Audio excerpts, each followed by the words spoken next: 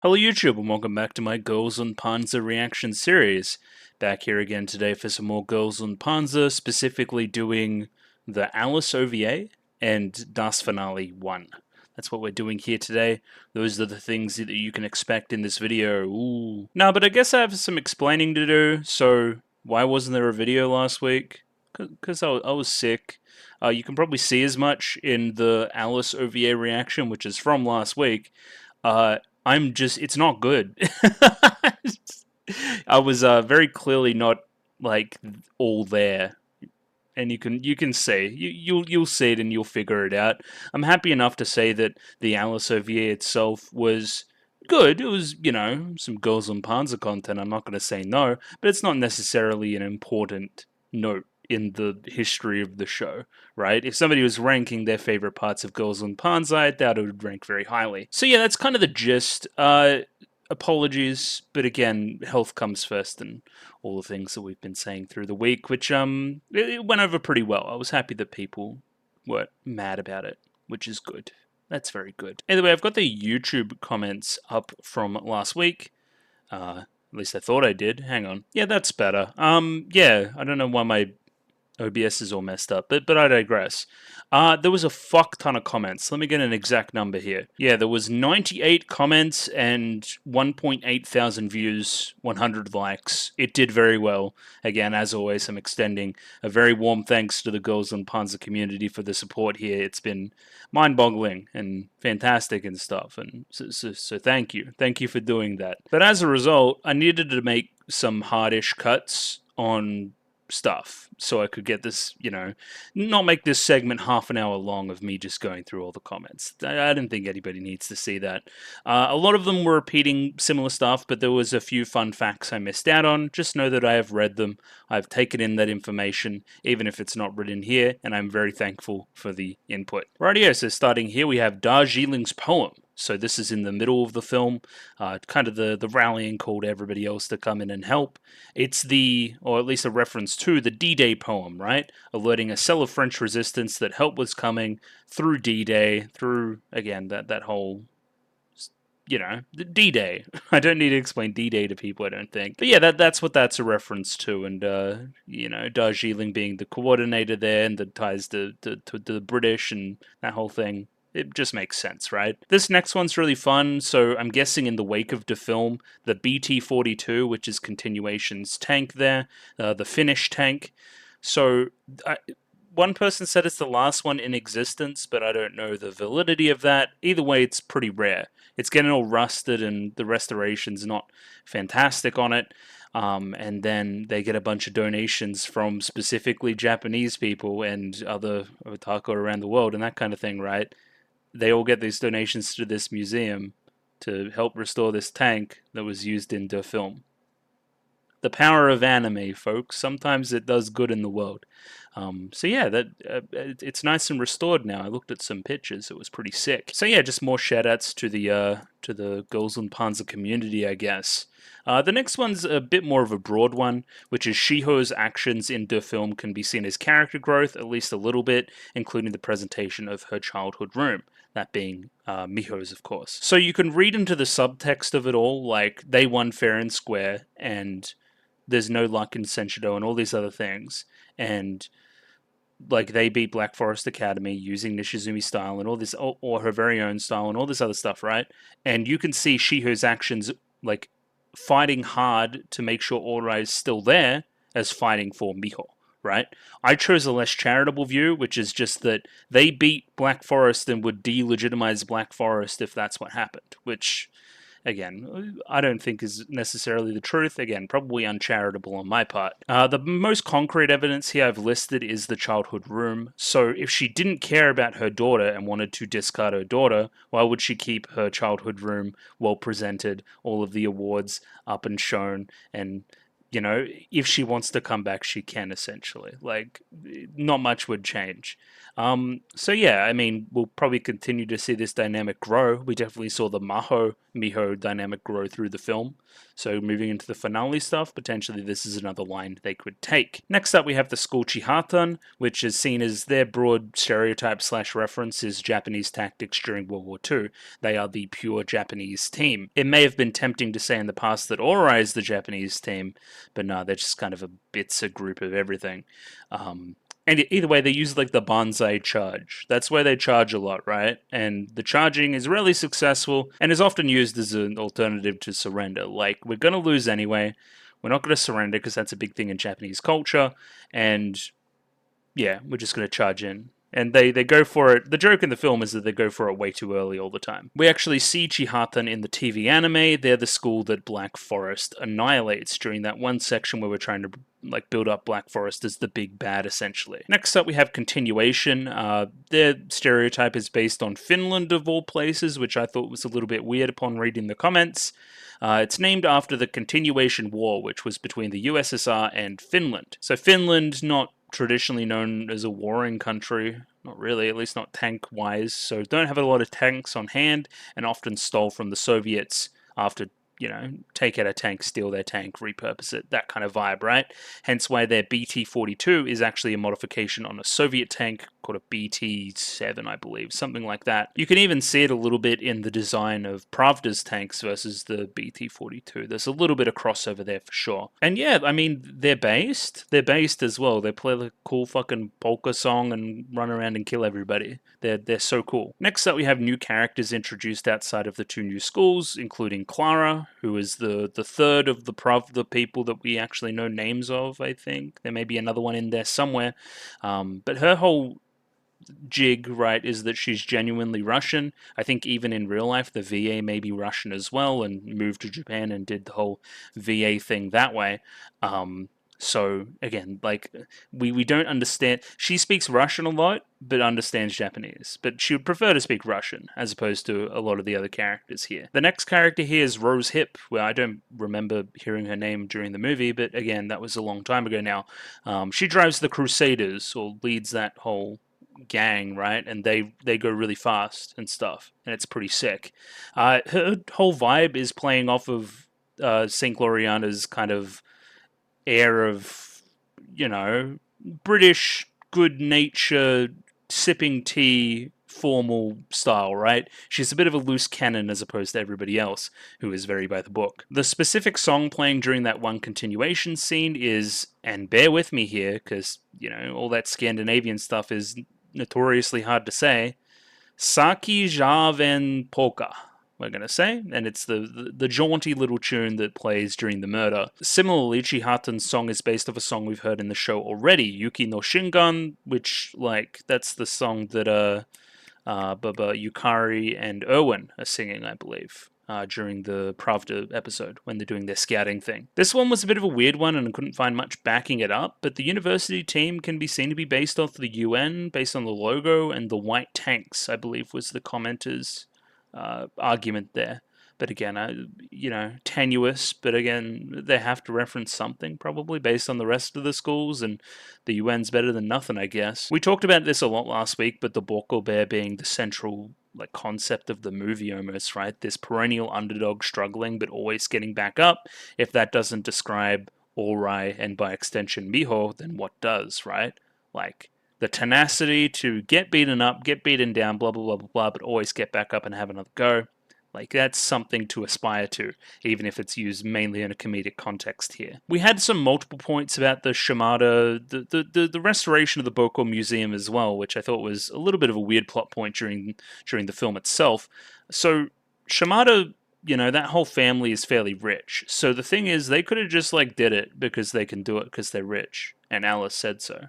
Which I don't totally agree with. I don't think that's a great justification for that happening because, like, what else? It's incongruous with the rest of the plot, I guess. But the one I really liked is it can be seen as contrasted in the relationships between the Shimadas and the Nishizumis, which is already in contrast a little bit, right? Shiho versus the mum there, Alyssa or something, maybe? I do not know. She has a name. and the children, right? And the mother-daughter relationships there. So I'm guessing Shiho, if one of her daughters failed, she wouldn't be getting them any gifts or something. She gives off real like soccer mum vibes, right? Where Shimada a little bit more loving and dotes over her a little bit too much. And you could see the advantages and the disadvantages there. Probably a true neutral somewhere in between would be the best way to go. But yeah, I found that kind of interesting, and maybe something we'll continue to view as Alice continues to be in the show, potentially based off the OVA. Fun fact, during the Pravda battle in the TV anime, Soroko and Mako are chosen for their 2020 vision. At the end of the movie, they are also the first two to react to the school ship. At the very, very end when it's revealed again, right? Just a fun thing. I really, that's why I like prefaced it with fun fact. I just think that's neat. I think that's a cool lore continuation thing. Like they really understand the show and what happened in it. Another really fun fact as well, I probably should have wrote like fun fact before this one as well, because it is. Anzio would have used their P-40 heavy tank, but according to a newspaper article I believe that you can see in the film, it's in for repairs, hence why they're using the CV-33 and they're all fucking squashed together into that small tankette thing. Again, just neat. I think that stuff's neat and only comes through like multiple watches of the film, right? Similar to the TV anime and Kelly's Heroes, the first year's the movie buffs, right? They've also got a new tactic from a different film, that being 1941, one of the not very well remembered Steven Spielberg films from that time.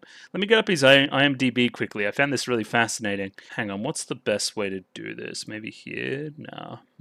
Yeah, probably something like here, right? So again, Steven Spielberg, good director. He's directed a lot of fantastic films. What's the best film that I've seen by him?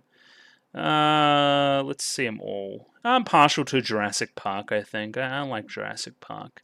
As well as E.T., which scared me the first time I saw it. But like literally, right? Okay. So Jaws, right? Jaws, classic, fantastic film, right? Close Encounters, fantastic film. All these classics around the 70s, right? 1941, way lower, no one knows. Sandwich in between Raiders and E.T. Like, what? And yeah, of course I hadn't heard about this film. That's kind of crazy. I never really looked at it like that at all. But anyway, it's relevant in so much as the Ferris wheel, right? So they're watching a film earlier in their film, and that's that movie, and then they get the Ferris wheel idea, and then Saki points to Ferris wheel, and then chaos ensues. It's pretty cool. I've written in here just a couple of like other general points that were going across in the comments that I thought were cool. Momo lands a shot? Question mark. Kind of. So I've gone back and looked at the footage. She essentially was going to hit like one of her own team, and it was only through sheer coincidence that she actually got a kill. Because again, terrible aim. That's the whole joke there, right? And then whenever we have the president get on the thing, then it goes way better. Anyway, I digress. And then yeah, we all hate Glasses Guy. I think some person called him Hitler or something. So, you know, do with that information what you will, but we do hate the bloke. I guess predictions here for the finale stuff. I think we're just continuing and we're going to do like some of the World Championship Pro League storylines that we have cooking away.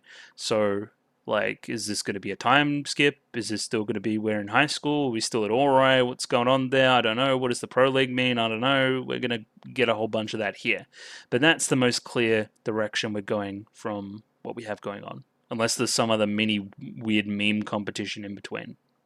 I do not know. But either way, we're going to jump into it very, very shortly. Just some chill stuff. So if you like the video, consider liking the video. If you like the video and you want to see more, consider subscribing to the channel. Comment below anything you thought about the episode, anything I could do to improve my presentation. Comment below. I'm doing follow for follow on Twitter, so follow me on Twitter if you'd like me to follow you back. And the Discord. Join Discord, love Discord, Discord. And yes, we're jumping into Das Finale, episode 1, or 1, Das Finale 1. I don't know what we're calling it, but we're jumping into that very, very shortly. Actually, right now. Actually, no, I'm actually lying.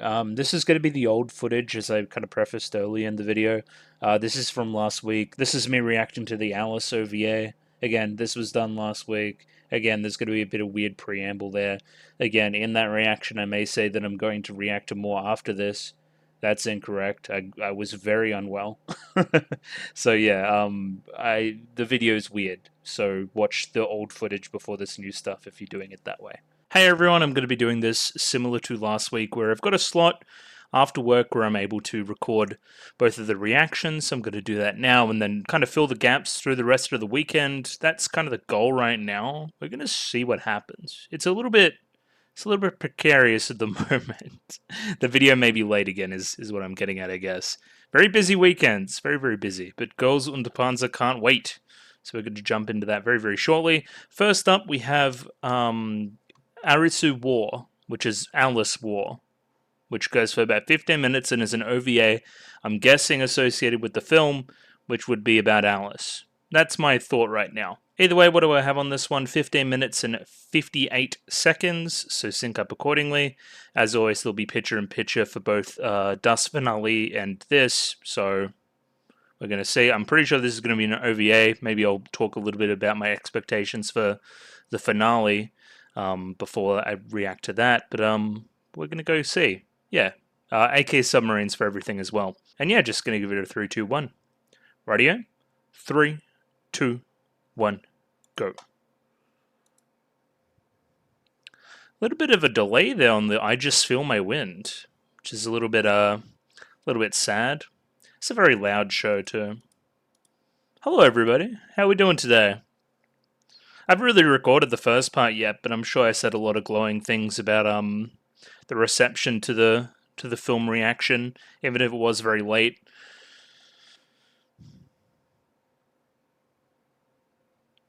Because yeah, it was received very well. I really enjoyed the film in retrospect as well. It'd be interesting to see what we're doing here today.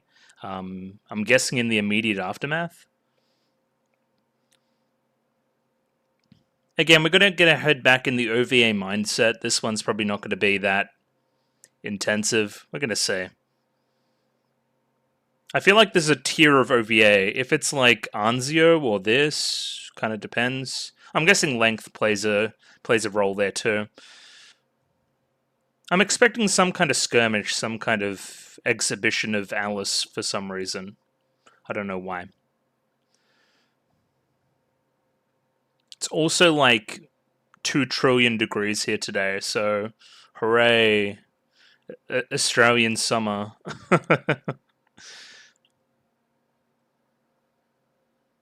Rise to my feet indeed. Wonder if this is the last time we'll hear the opening.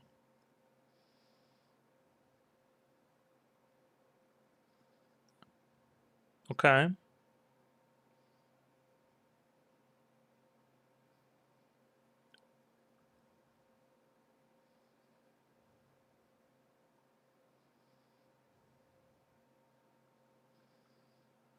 Permanently? Or for this episode?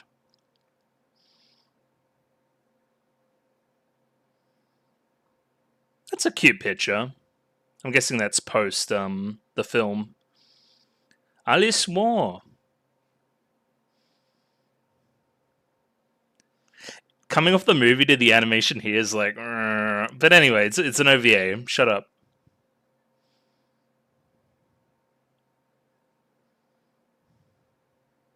That was pretty good cosplay. I don't know if she'll be that positive about it.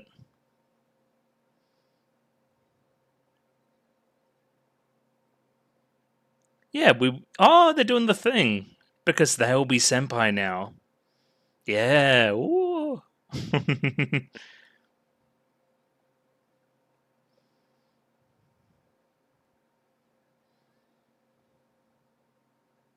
I agree.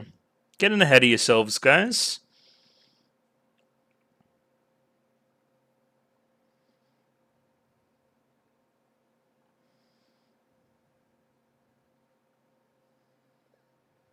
They're just having fun. Just everyone chill out.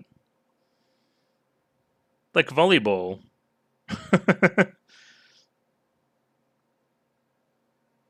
Is that condescending? That should be good at ping pong? Maybe.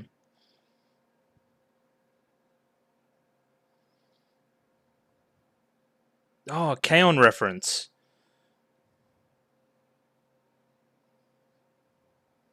That was pretty good. I liked that last one.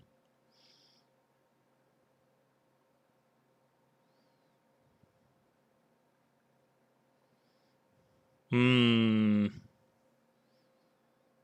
We haven't even seen her yet. Everyone just calm down.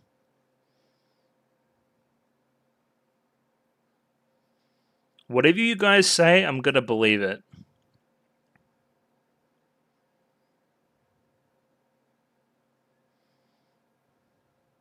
Okay.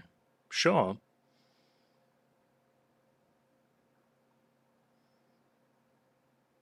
Yeah, kind of like that. That's what I would say.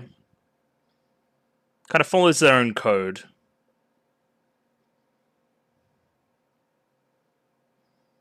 Glad to see you guys are back after the film.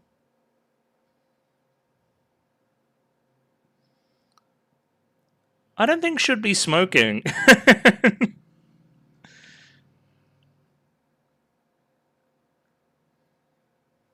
Oh, she's kind of cool.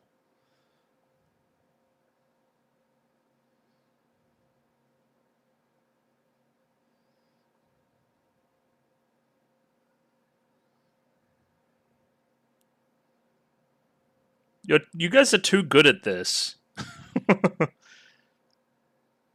Not the music. The music is great.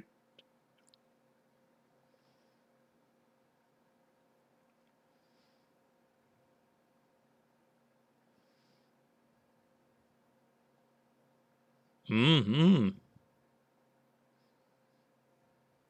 I don't know who that is, but sure.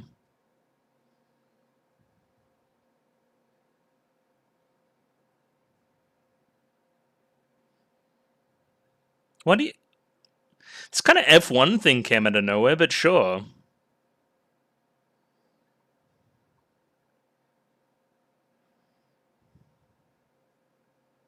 I wonder if she's a gamer. Okay, those are just a bunch of things. Okay, what's wrong with that?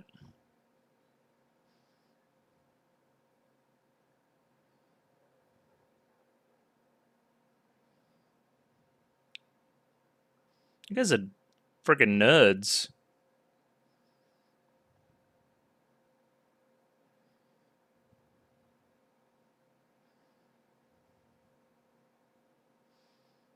It's nice for. It would be nice for Miho, yeah.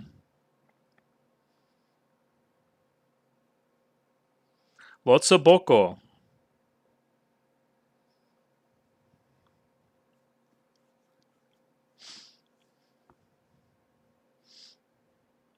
Ooh, I agree. I need a nap.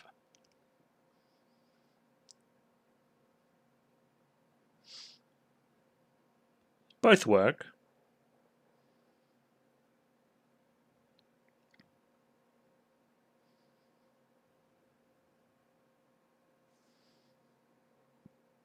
I don't know, be yourselves. Just be your normal selves.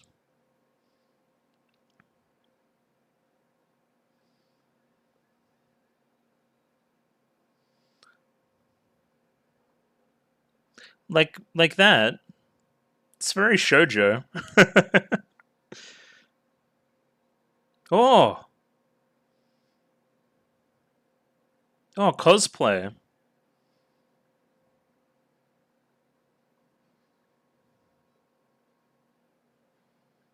That sounds very annoying. I agree. What do we think she might like?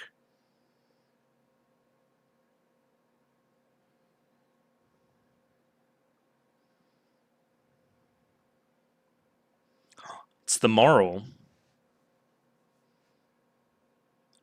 Let's just act normal. Just be ourselves.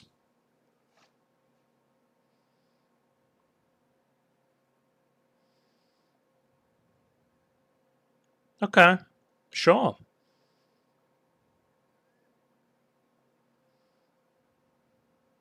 Oh, oh, oh, seasick? I don't think this is gonna work, guys.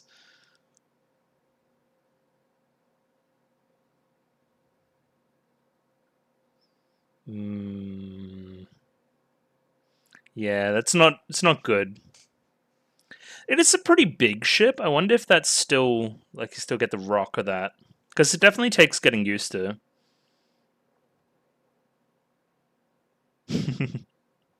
Oh, potato. That's not how sickness works. Alright, as long as she's feeling better.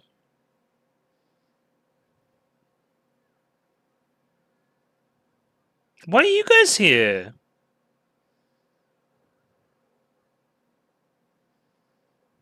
Oh, you're trying to pull a fast one. I see.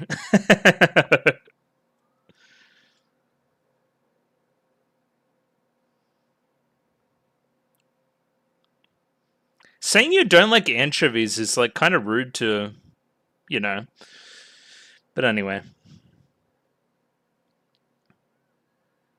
More for me. I don't really like olives. I'm not an olive guy.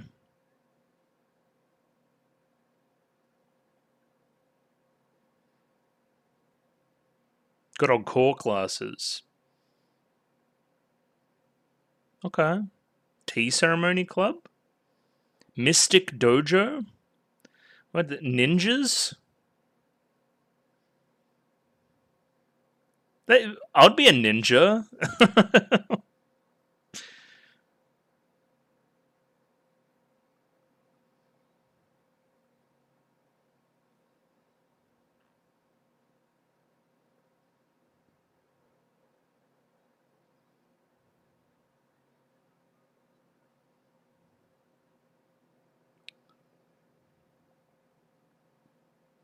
Yeah. We should keep doing Senshido then.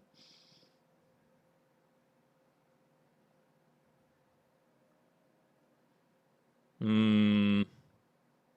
Don't weird her out, guys.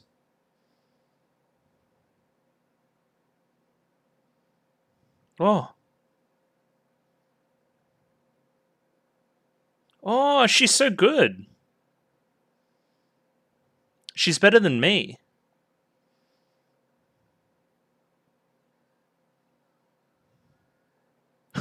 Even Saki was kind of into it there. Okay.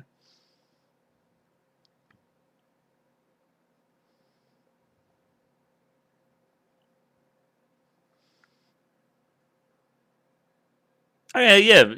Based. Hello, Straight or Six.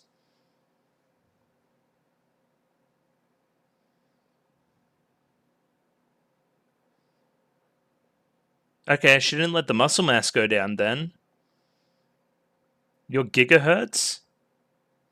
It's a lot of gigahertz. Okay.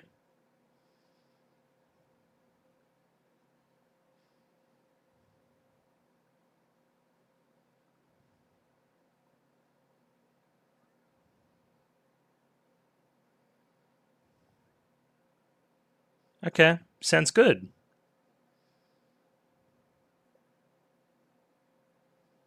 Let's go have some tea. Alright, I'm trying to get a read on this, if this is like status quo change or not.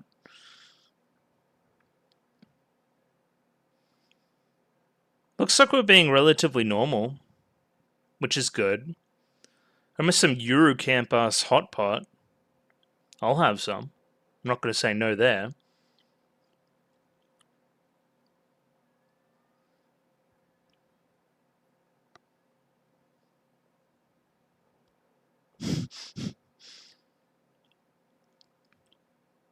That's very convenient.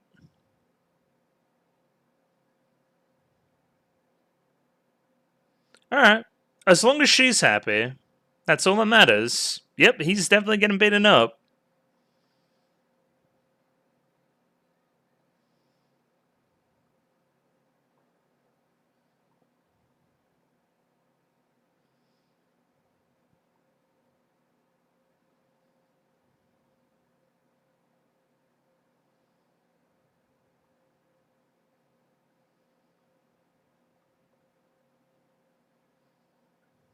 That's pretty good. Okay. Sure. Whatever you say. There you go.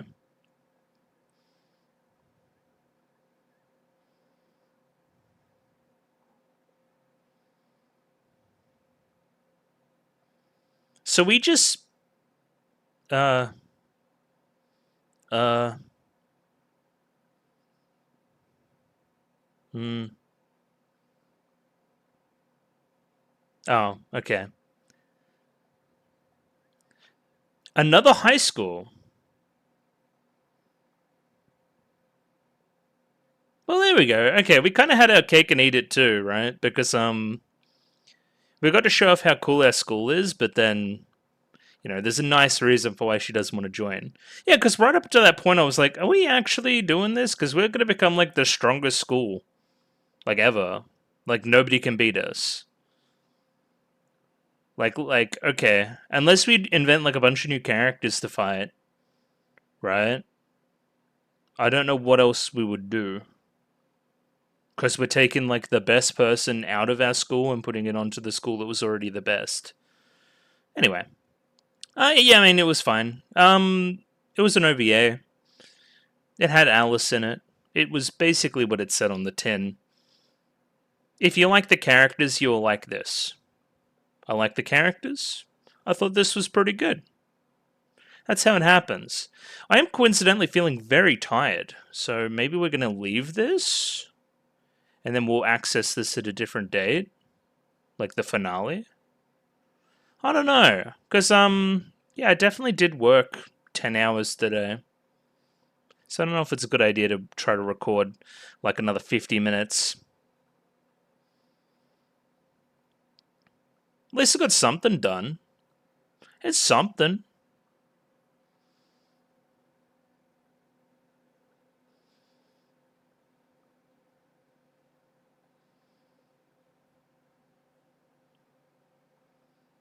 Ba-na-na.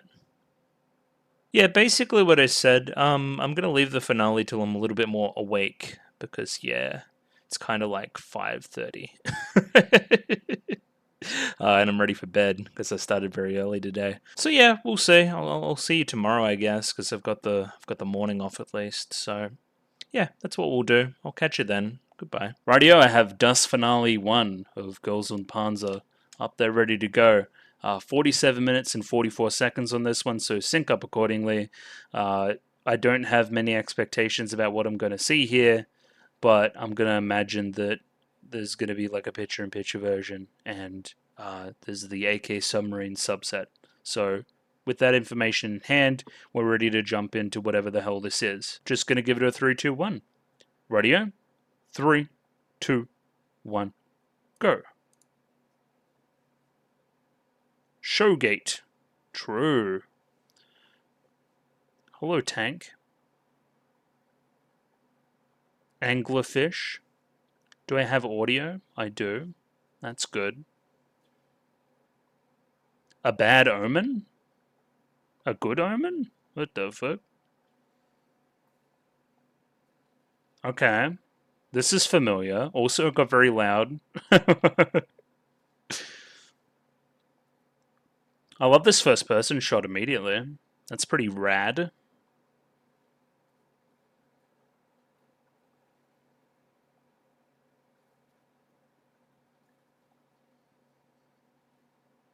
We're kind of getting fucked up.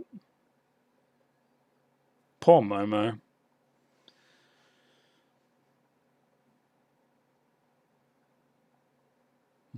Oh, I know you. You're old school, huh? Oh yeah, we did talk about Data Lady from St. Gloriana's as well.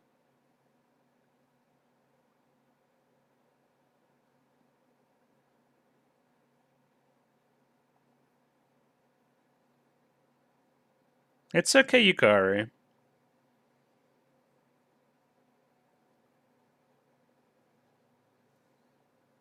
Well, what are we gonna do then?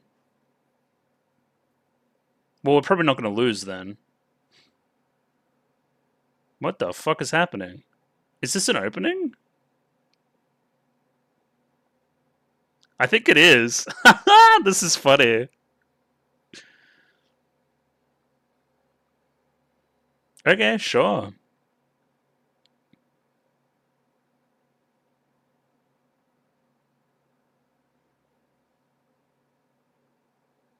So again, I didn't really talk about it in great detail, but this is kind of an incongruous concept to me because normally you get movie or TV anime. My understanding is this is like halfway in between.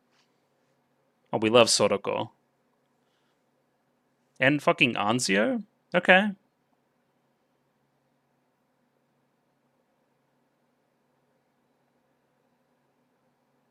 sure.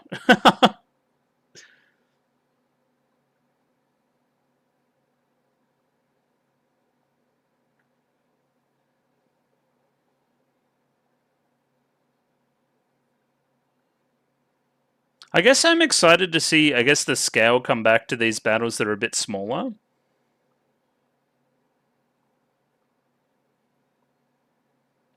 Loves a cry. Does Momo? A very itchy nose today. Oh, hello, Alice.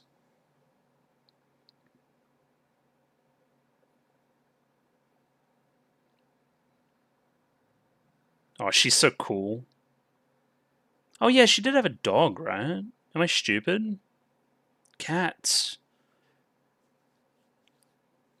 Yeah, in the flashback, they had a dog.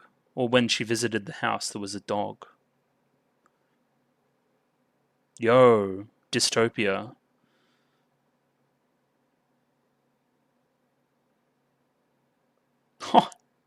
The colors there are hilarious.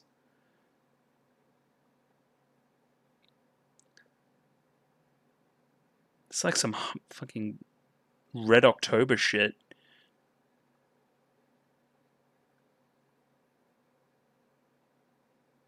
Where is she? Where you looking?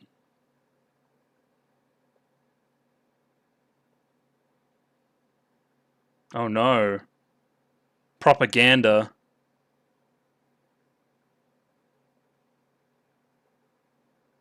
Oh, this is hilarious.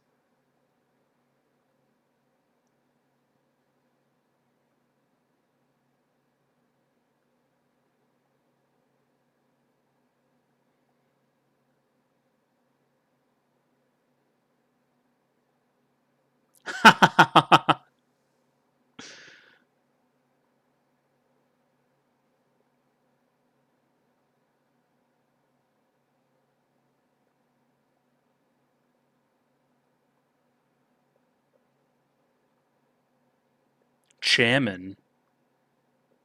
Oh my god. Vice Prez? There's so much shit happening.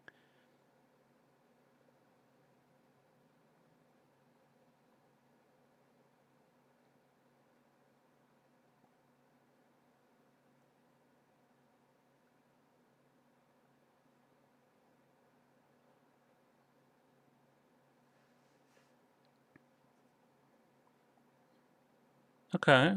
The time jump here is kind of nuts.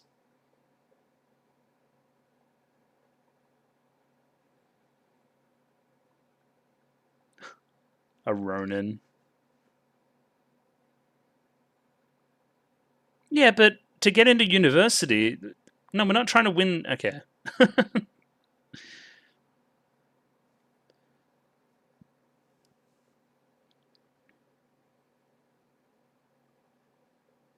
Another tank? Okay.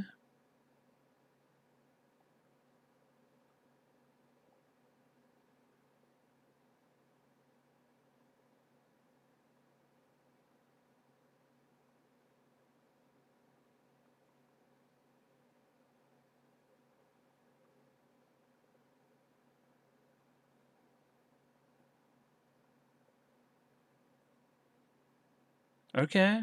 You're cool.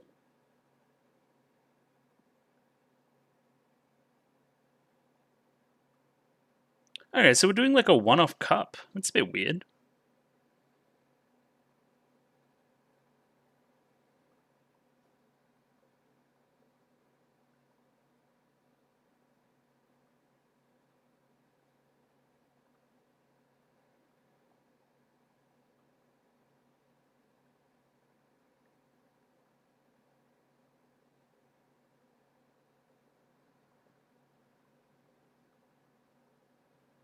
Yeah, what is that? Like Senshido.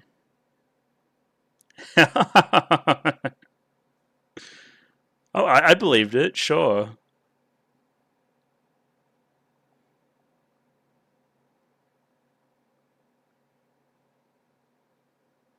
Sure, that fits her.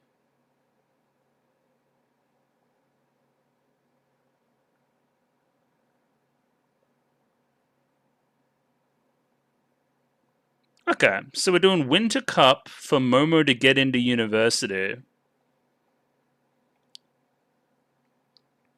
Gotcha. Stakes established.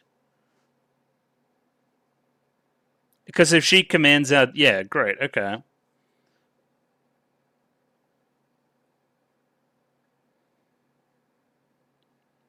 Yeah, we've set this up all very quickly. Also, I really like the animation. Like, all the characters are slightly different, but it still looks really good. Hey, oh!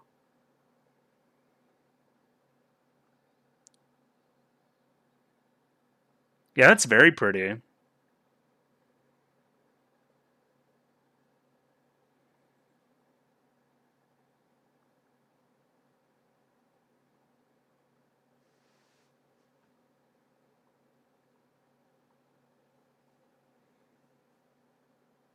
Okay, another tank, like we brought up before. Thank you, Soloko. Hello, Sailor Staff. You guys got lost here before. Yeah, it turns into a fucking Minecraft dungeon down below.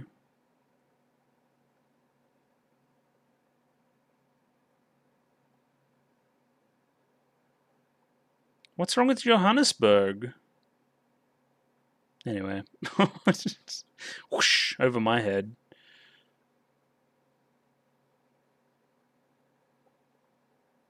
Why do you have those? Oh, she's cool. Are those like flower pruners? Sure, we'll say they're flower pruners. What is where are we? They're like delinquents here. Why are there so many? Oh, she's cool. Her hair looks ridiculous. That's some Yu-Gi-Oh fucking hair.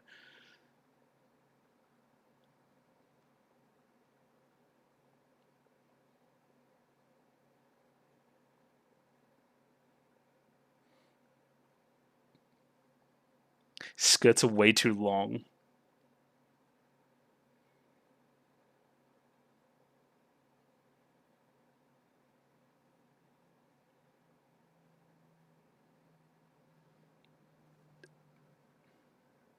Better chase after her. Yeah, fucking. These shots look rad. This is like taking some of the tank tech into like first person running. Feels like I'm watching fucking Hardcore Henry.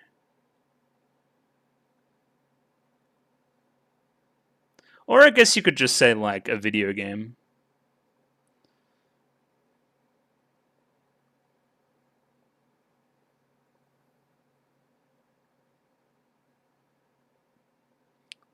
I'm surprised they showed that much restraint there. Anyway.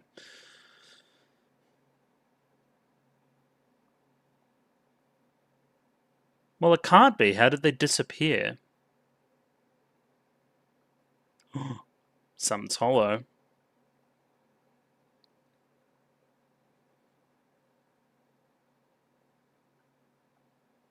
Are they fucking pirates?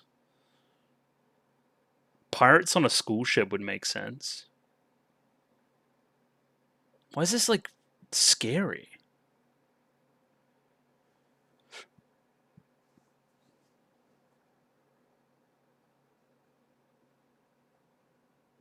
Why are we doing pirate karaoke?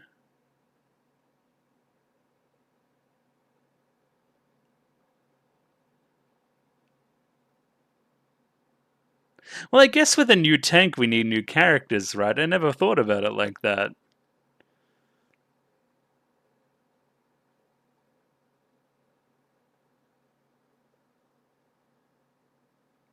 I think they're cool. Hopefully they're non-alcoholic.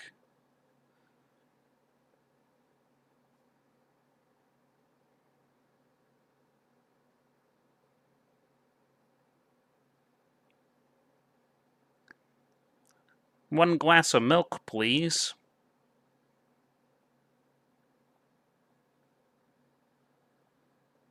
Yeah, we drink fake alcohol.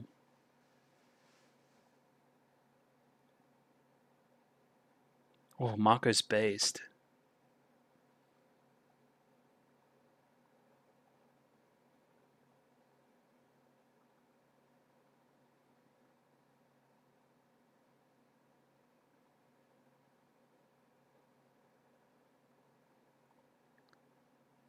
She's been put to work very quickly.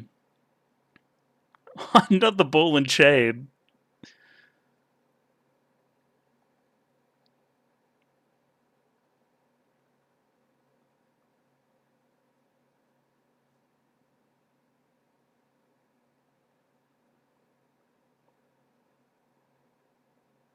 She's huge.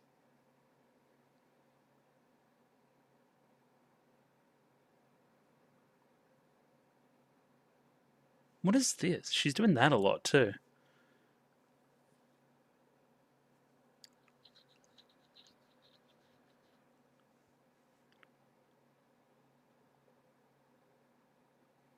Land ships.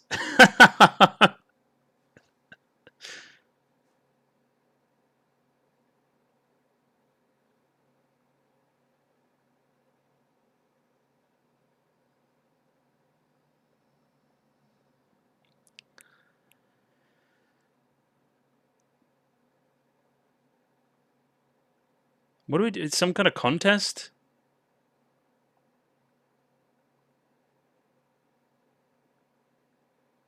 She's based.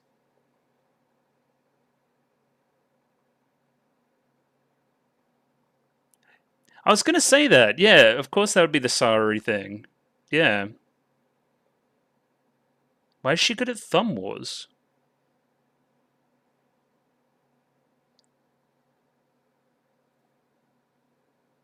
Yeah, counted. Oh. Oh! It's kind of fucking violent. Next up, we have flower arranging.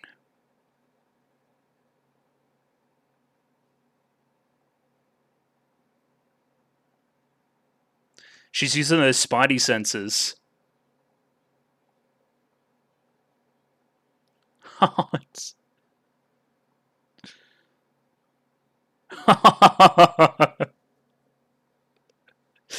uh. Oh yeah, because she's got her head sticked out of the fucking thing too. What is this, fucking England? She's gonna get shivved.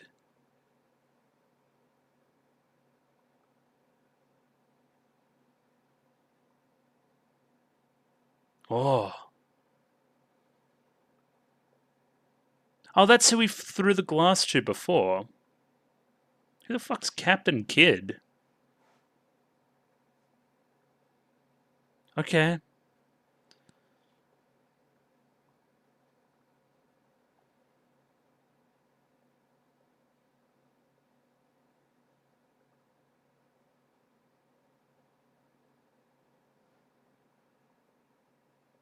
I was gonna say that's not gonna go well. I remember multiple times in the TV anime, Marco like didn't like taste of stuff.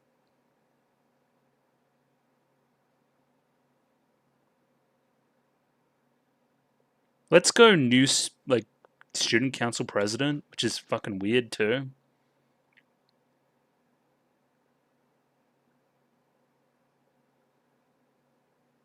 Yeah, drinker under the table, based. A bit sore in the shoulders. Got to stretch before those.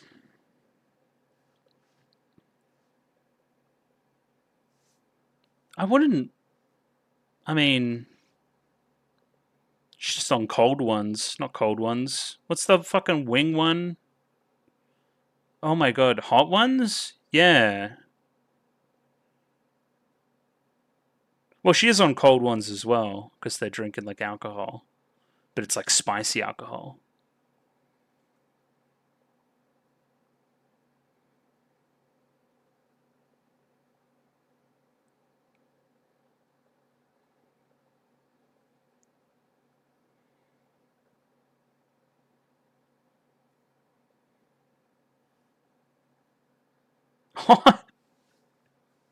Tank POV.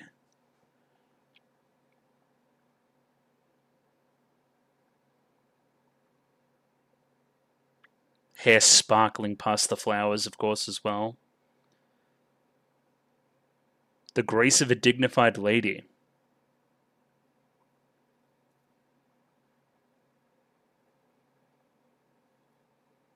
Damn, she's fucking dead.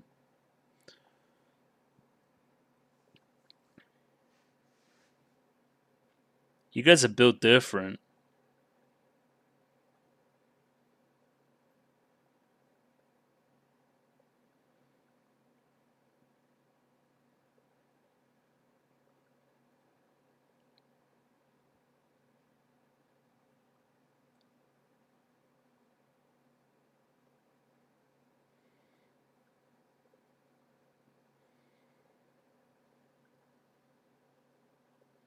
Maybe you do have some history, maybe.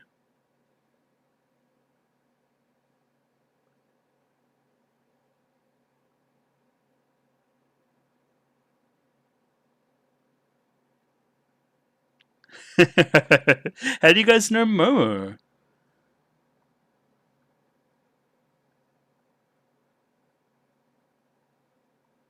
She had our back.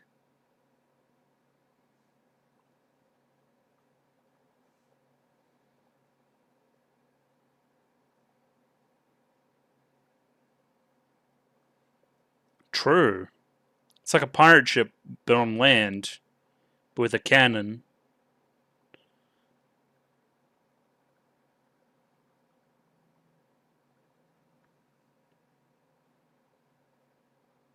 It's in the fucking deli.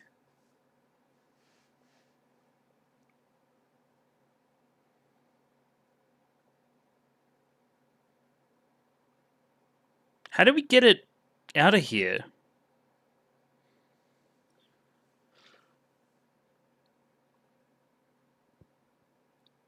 Seems like we need some kind of big crew. Yeah,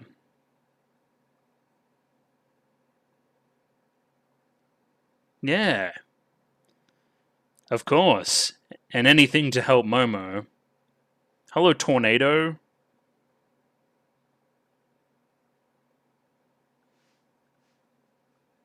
Well, there was another character. Yeah.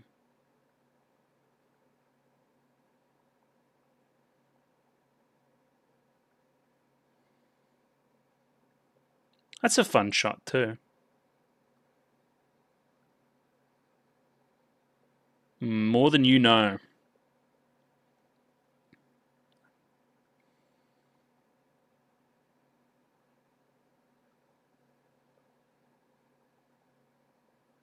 This is fucking weird as, but it's cool. It's very frivolous so far.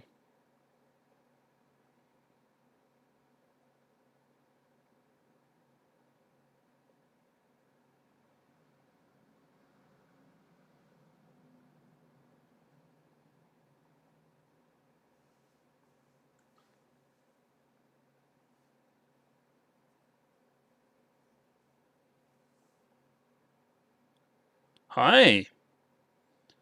Yeah, that's Rose, whatever, right?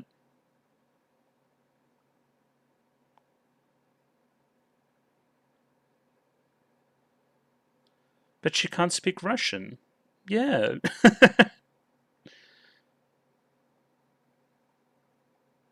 Katyusha. We're talking about you.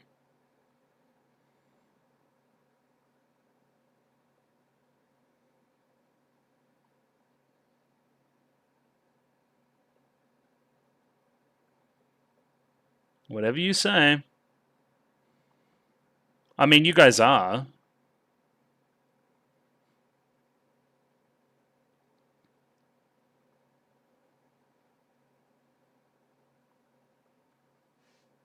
Okay.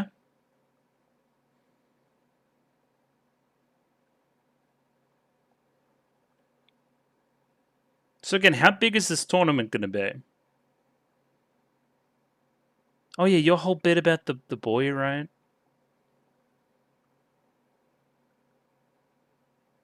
Is this through a screen? Yeah, it looked like it was through a screen. Whatever you say, Anchovy. Mm-hmm. I'll believe it when I see it. Oh, she's so cool, though.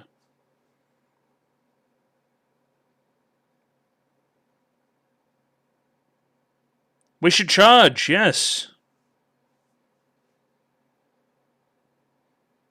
Where's our hero? Where is she? No. Where's Glasses Chan? Yeah, pipe up. Let him know. Well, I mean, Finland. Winter, right? That works for me.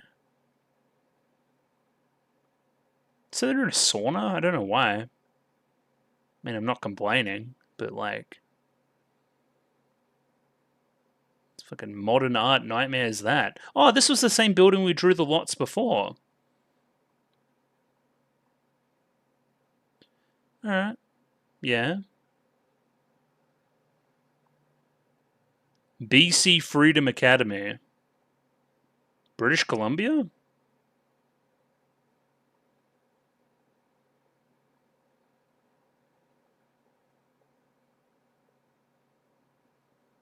Oh my god. What's an escalator student?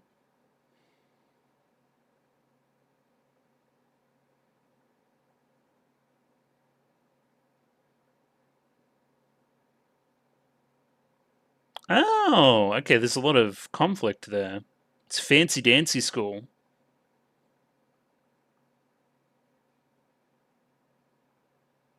Okay, please let me know. Ah, oh. That's hilarious. The production budget on these is going insane.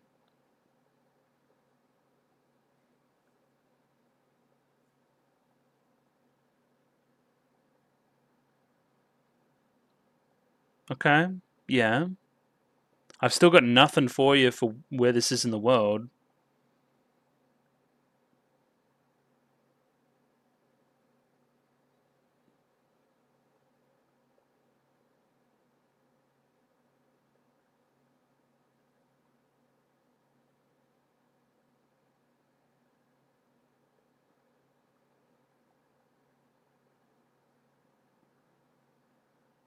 I mean, there seemingly is a French component and a not French component.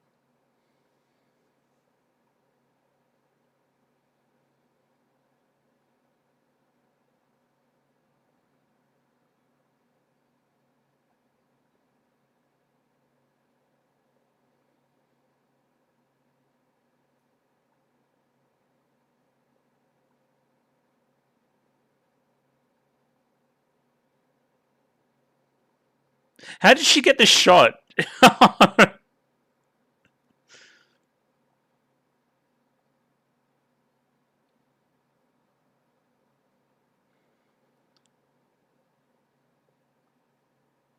Okay.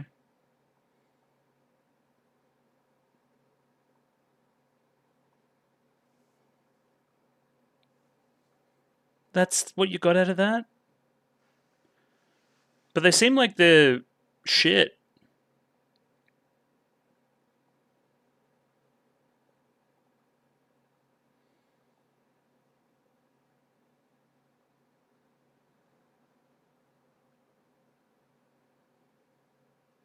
Why are you so worried? Well, I know why you're so worried. That's a stupid question.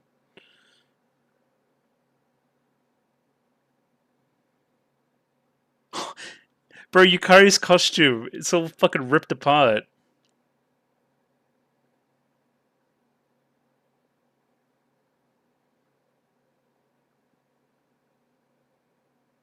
These things look fucking crazy. Is this like the authority or whatever?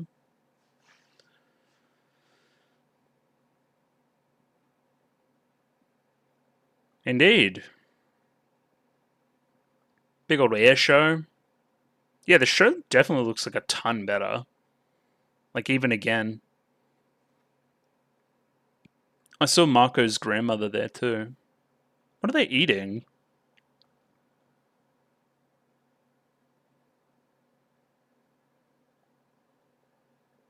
No, stop sleeping! No, wake up!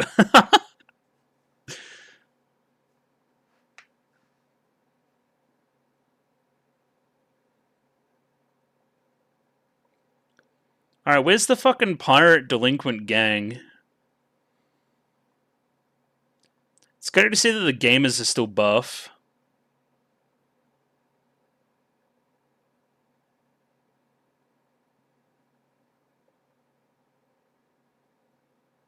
I have my doubts. Because they're delinquents. We'll never know.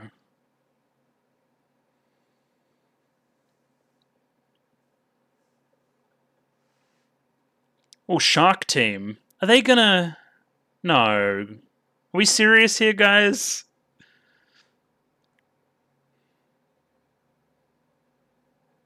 The fuck is this?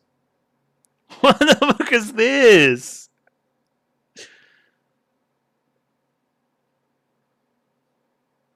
What does it do?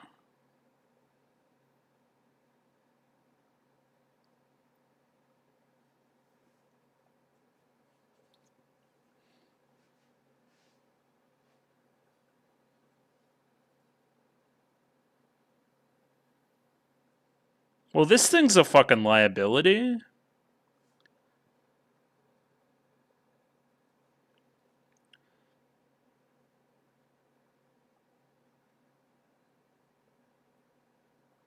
Mark 4. Fourth mark. Bro, the buff chick goes crazy.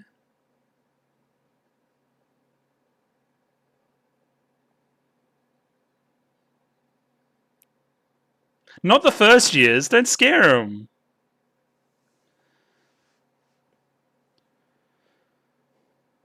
It doesn't seem like it. Come on. Let's go.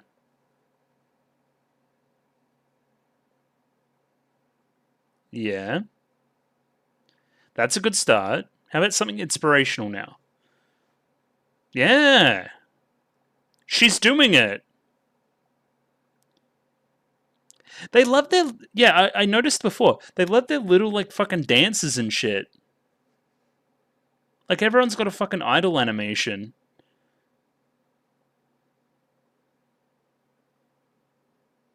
Oh, God.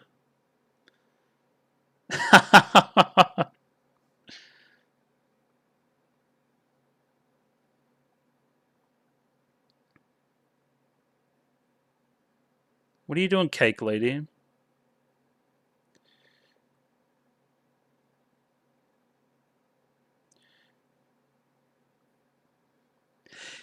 This show's animated really well.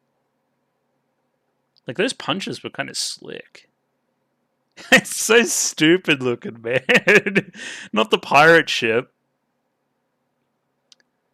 Fucking shark bait, ooh ha ha. How far are we into this thing? Yeah, we've only really got fucking 15 minutes to go. Which probably means 10 minutes of actual combat. Unless we, like, stop halfway through this thing for some reason.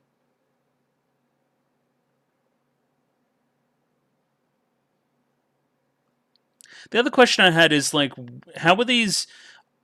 My understanding was that some of these were theatrical? Maybe? They're not for TV anyway.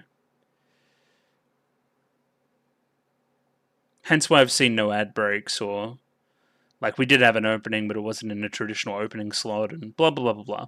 Like, how did people see this? Is my question.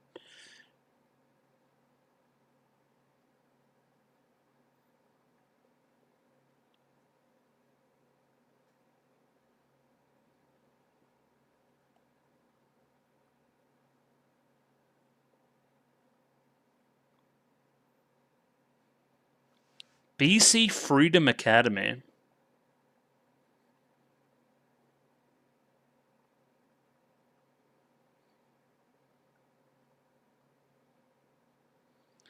Just don't get ahead of ourselves, right? Don't start fucking jobbing. We don't want that.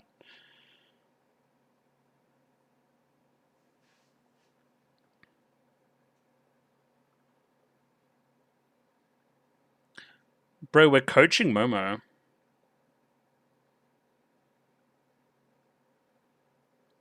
So now, was this thing at the start of the episode, was that was a flash forward? Question mark?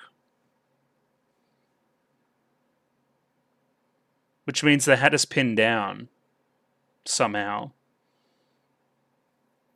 I don't advise that tactic. The land's very... It reminds me a lot of France when I was there. It actually even kind of looks like parts of... kind of a little bit over from where I am. Like that area of Australia. Which is the populated one. If people really wanted to know.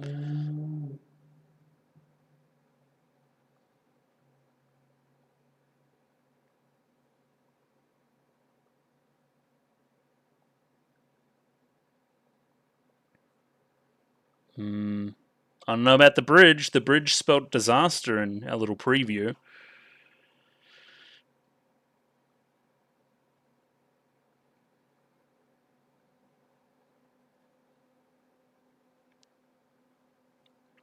Okay. The fucking pirate tank, man.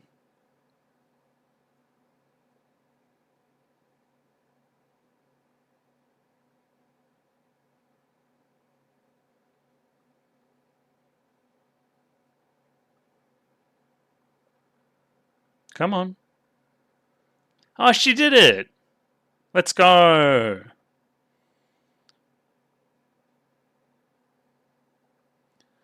Yeah, Pirate Tank is playing into formation pretty nicely, considering they didn't show up to fucking practice.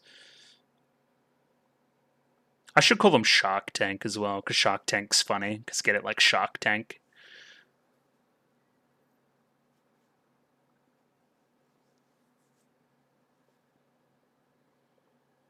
Yeah, they're pretty fast, eh? Well, that's very pretty.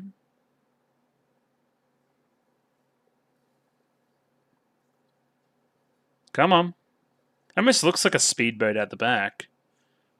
She's still got the microphone. Ahoy.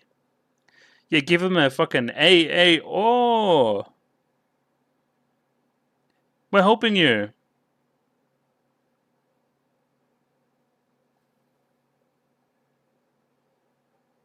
Okay. Thank you for understanding. Alright, that tank's a fucking disaster. It's got like 4 trillion guns on it.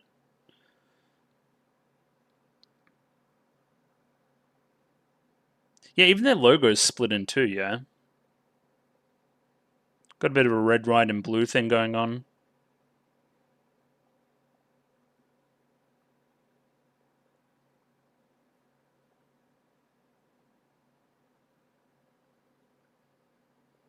You know, it's serious business when they put on the hats.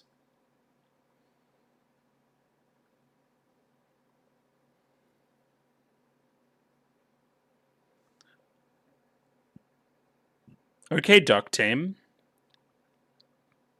Put them in their place. Oh. Yo, this is kind of lit.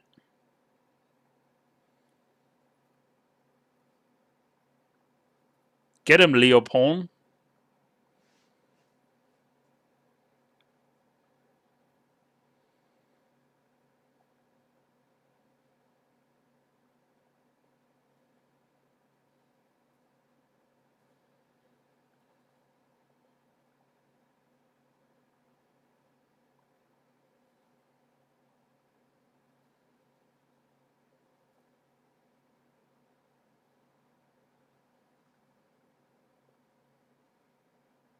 Are we just going to crash into each other? Okay, no, we're good. Yeah, different types of tanks for each side as well. Or each side of their side. What is that?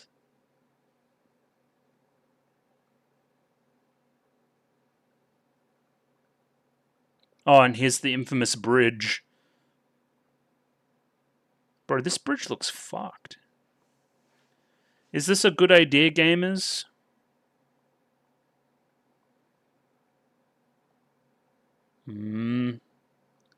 Sounds like you're commanding and not fucking Momo.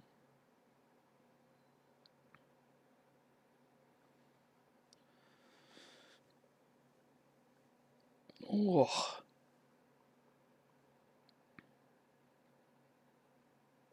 It's a bit of a weird structure for me today because I've already recorded Frieren this morning. So I'm just getting all the recording out, so all I have to do over the weekend is edit because it's another busy weekend.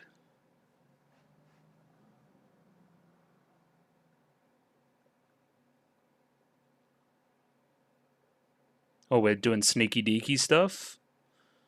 Yeah, how are you guys going to go with sneaking?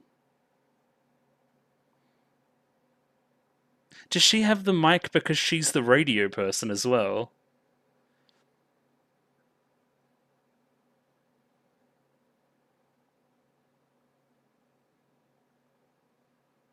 I don't know about that. Ooh, I don't know about that.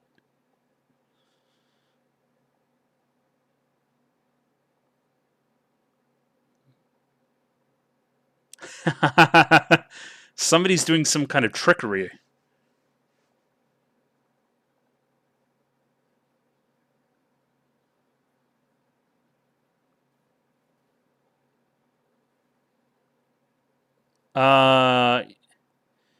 Yeah, we're fucked. Yeah, get trolled.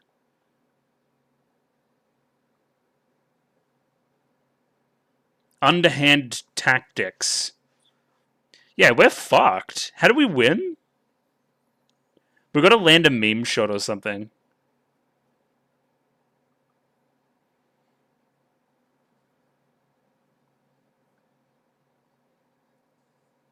I think the whole thing was a feint.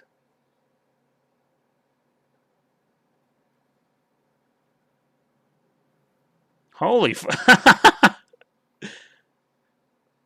yeah, it's doing some fucking initial D shit.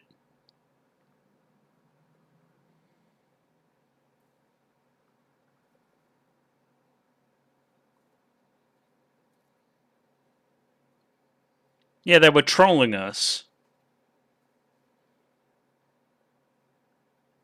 They were trolling.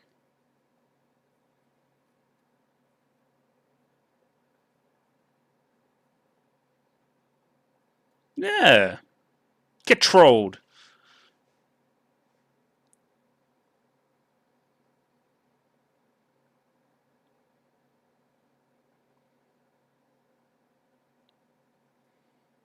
Holy And now we're back. Okay.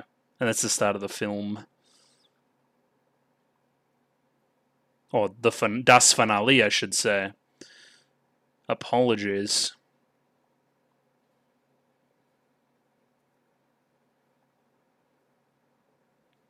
No, but Momo. We gotta get Momo to fucking university.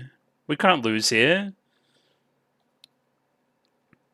It's still a very impressive shot, even though I've seen it twice now.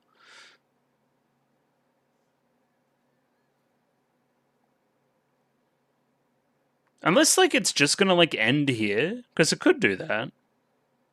It's okay, Yukari. You just got trolled. You were standing in the middle of their conflict with a camera, like fucking, like trying to fucking. They were obviously playing you.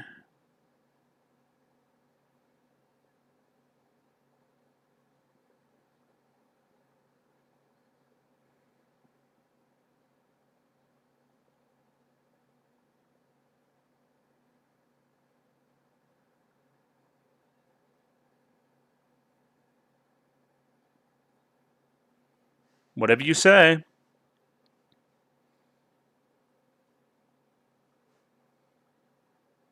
Waku da plank.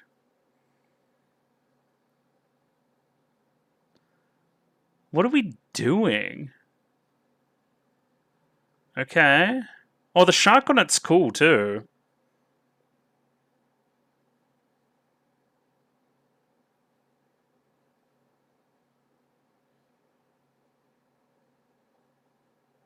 Oh, thank you.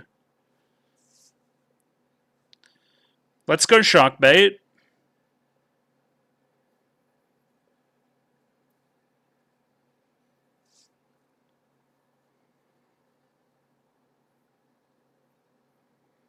Come on. We're letting everybody go first. I like that.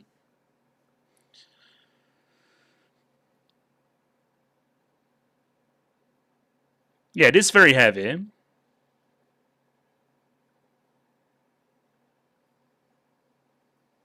I think Miho has isolated herself here. We're gonna say.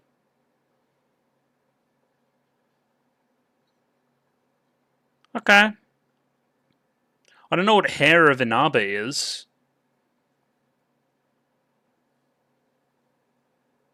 Okay. We got out of the precarious situation. In a pretty smart way, too.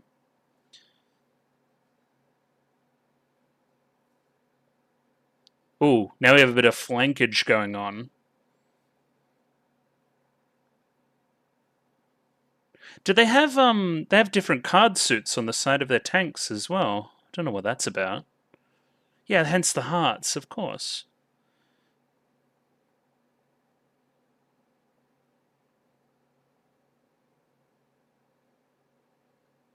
Is it? Whatever you say.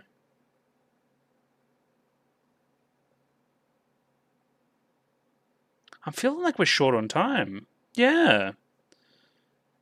Are we gonna stop fucking halfway through this fight?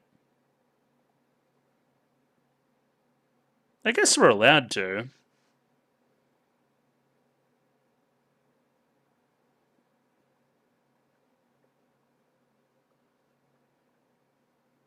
I mean, I do too.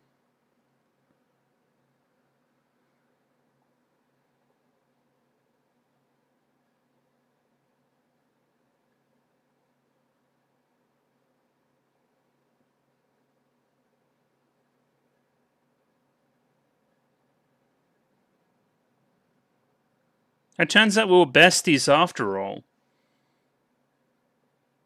We're going to the fucking Matterhorn? What's going on? Or maybe to the Alps. Ooh, that would make more sense.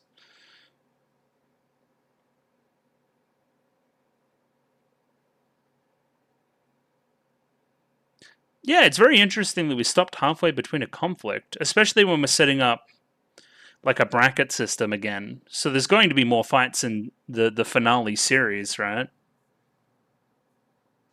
Oh, same song, different instrumentation. That's fun too. Yeah, I really like the new crew. I think they're really cool. I think they have way more of an introduction than we've given a lot of the crews in the rest of the show. And that was just in service of time. But now we know that we're invested, so they can do such a thing, which I really like. I just think each of them have a lot of personality. Like very varied in the character design, right? Not one of them is similar to the other.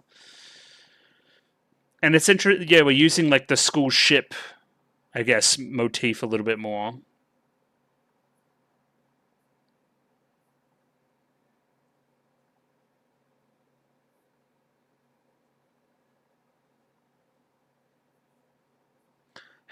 Have we even lost one tank in that fight yet, too? I do not know.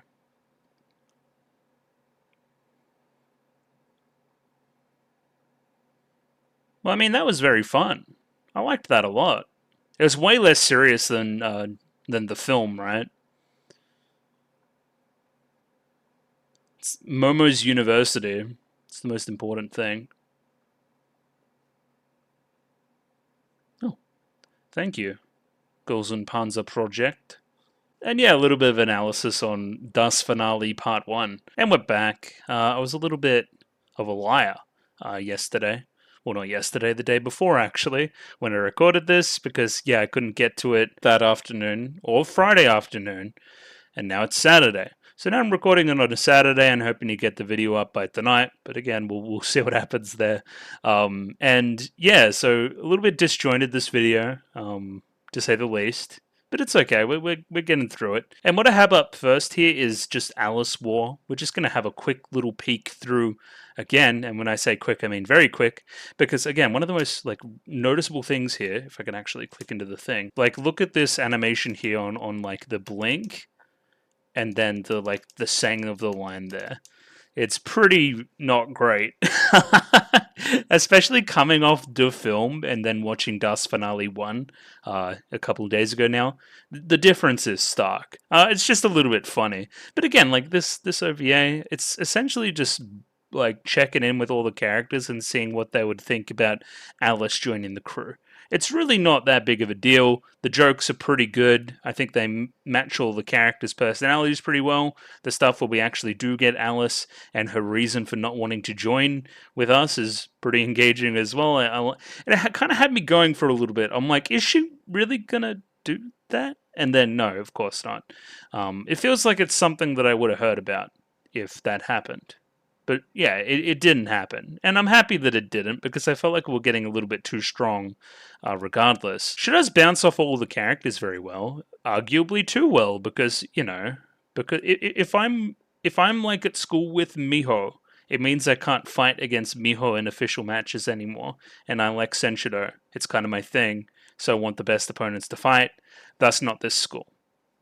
Doesn't mean that it can't be another school later on. She said she was going to go look at different schools. I don't know. Bit of a weird one for sure. But yeah. That was Alice OVA. It was pretty good. I liked Alice OVA just fine. It's just fine. And now we're in it a little bit more. This is a bit of a step up with Das Finale 1, to say the least. So yeah, Das Finale 1, huh? I guess, okay, I was on Discord recently chatting with some of the Girls and Panzer folk. I forget who it was. Somebody asked me, so thoughts. What do you think of, like, the direction of the show now? Now that I've got a pretty good handle on what's going to happen here, right? And for me, I'm, like, caught in two camps a little bit. One, yeah, it's kind of disappointing that we're not doing something a little bit more of a step up, something a little bit more crazy, a little bit more format bending, maybe going in some weird directions, changing some character stuff. So far, it seems like we're just doing the same thing again. Except now we have way more of a bearing on what's going on and know all the characters a little bit more, so of course they're going to be playing off that, and of course showing off more schools to boot. You would have to imagine there's a fight against continuation here somewhere, and maybe even Chihaten or something like that, or even some schools we haven't seen, like BC Freedom Academy that we saw today. Like, it's obvious that we're going to do that with the format now instead of doing anything too crazy. And again, kind of disappointing, like a little bit. But also on the other hand, right, like, it's still Girls and Panzer, right? Don't fix what ain't broke. If it ain't broke, don't fix it. However you say that analogy. But yeah, that's generally my thought. If I don't really think the format matters all too much in a character-centric show like this, right? It's not really about seeing the next plot event. It's about seeing the characters and their interactions play off each other in different scenarios. And all they really need is some kind of loose framework to do Senshido, and that'll just come out naturally, right? The other part would be the progression. I mean, there's nothing stopping this format from showing off even more progression for the first years, and even more progression for Miho and the gang, and all that kind of stuff. Like, you can still do all the stuff that you would have done in something crazier right here, and I don't think you lose much as a result. And if the production level stays at the level it is at, and we get some interesting new character dynamics, at least a little bit, like the Momo and the kind of student council stuff's pretty nice. I like that, and a few of the schools have some notable personnel changes as well, which is interesting to follow. There's enough different here that I think, at least, less format and more individualized. There's enough different to keep me engaged, at least. I guess I should also say, I think I had some broad theory around BC Freedom Academy being a little bit more Canadian inspired, but that's just incorrect. It's very obviously Revolution France, right? So this is the gist, right? And it's kind of subversive, which is weird for Girls on Panzer, because it assumes you know the history. And for this one, I kind of do. I'm at least, I could write you a paragraph about what the French Revolution is. I'm not sure on all the details, but I know of it, right? Class struggle is one of the major themes there, right? And that's kind of what we're getting across. That's why she's eating cake. Ha ha ha. If you know, you know. And they're playing off the audience's knowledge of that historical event and the poor performance of the school in the previous year to make it seem like these guys are a pushover. It's also using some stuff we've seen before with Yukari going to this new school and trying to figure it all out and going covert and getting all this footage. And it's using that against us as well in a way that I really like. Because no, you're not going to be able to do the same thing for the third time and get some info. They're faking. They've done their research. They were lying to you. We've been deceived. They do a little bit of trolling here. All these kind of things. So, yeah, I think it works, right? Because we history fans and Girls und Panzer fans assume this school sucks, right? Because we know that there's a class struggle and there's two sides fighting and they're dysfunctional and blah, blah, blah, blah, blah. But it turns out it was a ruse. So, again, us as fans and the characters in the moment are in the same spot, and I think it works really well. It helps us get in the shoes of Ori and how they might feel in this situation. Episodic structure stuff, I guess we're calling them episodes, sure. It's interesting to see that we do a flash forward at the very start here, just to get us engaged, because I think starting with the Momo stuff, would have been a little bit weird. So yeah, I think that works as a decision as well. And yeah, I guess I'll just jump right into it. But yeah, I guess overall thoughts, 2 thumbs up. I'm interested to see where it goes. I kind of wish we got a bit more of a concrete ending here, considering I believe like the time period between these pieces is pretty large. So getting cliffhangered here is kind of lame because you're not getting solved at next week. I'd like there to be a little bit more closure there. I don't know, but who am I to judge, really? Specifically starting on this elaborate sequence where we're in a first-person point of view, just looking around us as we're kind of, surrounded on all sides and getting peppered, essentially. It's fun to see how dire this situation is, again, through the eyes of one of the characters. Specifically Momo, who will become the focus very, very soon, and we'll talk about it when we get to it. As a Momo enjoyer, it's pretty fun that she's, in charge now, at least in a kind of a proxy way, but you know what I mean. This is interesting. To my knowledge, this is the lady from the film. Am I incorrect? My old school. That's a little bit of lore. I'm not sure how relevant it is, but it's something. As always with Girls on Panzer panning to a bunch of characters, my data didn't say that this was possible. I think, yeah, again, you were brought up at some point. Laptop, St. Gloriana girl. As always, we have Darjeeling here, just kind of, saying the moral of the story out loud in a pretty overt way. Like, sometimes it lies within ourselves, right? The problem here. And yeah, we were overconfident, at least a little bit, right? Too concerned with the Momo side of it to give the actual school over there a little more thought, the actual opponent that we're fighting this time. I do really like this start in retrospect. In the moment, I was a little bit confused, but again, that's the purpose of it. And that's why we play basically the same scene frame for frame later on. So we have a new opening here as well, which is kind of fucking mental. I can't believe they've done this. I can't believe they've taken away I Just Feel My Wind. But from memory, again, this was a couple days ago now, this thing was pretty fucking epic. I like this animation on Miho as well. That looks really nice. Hang on. Yeah, all through there. Looks fantastic. To the faraway skies we aim for our finite youth and shoot. Okay, a little bit messy, but sure. Our times together is the most invaluable thing. How many words have we exchanged? Glide and ride, the magic that connects all our thoughts. Again, through this sequence, just some really nice animation and, shots of everybody. It's pretty simple stuff, but executed to a high level. And I like the characters enough that it's enjoyable. No matter what obstacle we faced, we've overcome them all. True. Kind of. Specifically, shoutouts to Soroko because Soroko is based. So, yeah, I like their little dance there. The road ahead remains unknown, but I want to jump in. We see Anzio on the move here, specifically panning to like the 3 Anzio characters that matter. Yeah, to a couple of the schools here. So that was Anzio, we have Saunders here, and push open a new door. Who the fuck are you? Oh, I know who you guys are. Okay, because you're like the Crusaders, right? From Saint Gloriana's. Okay, and there was also some not Chihatan continuation here somewhere too. Yeah, there. Yeah, Sheamus looks fucking menacing here. Look at this shit. Yo, let me see this.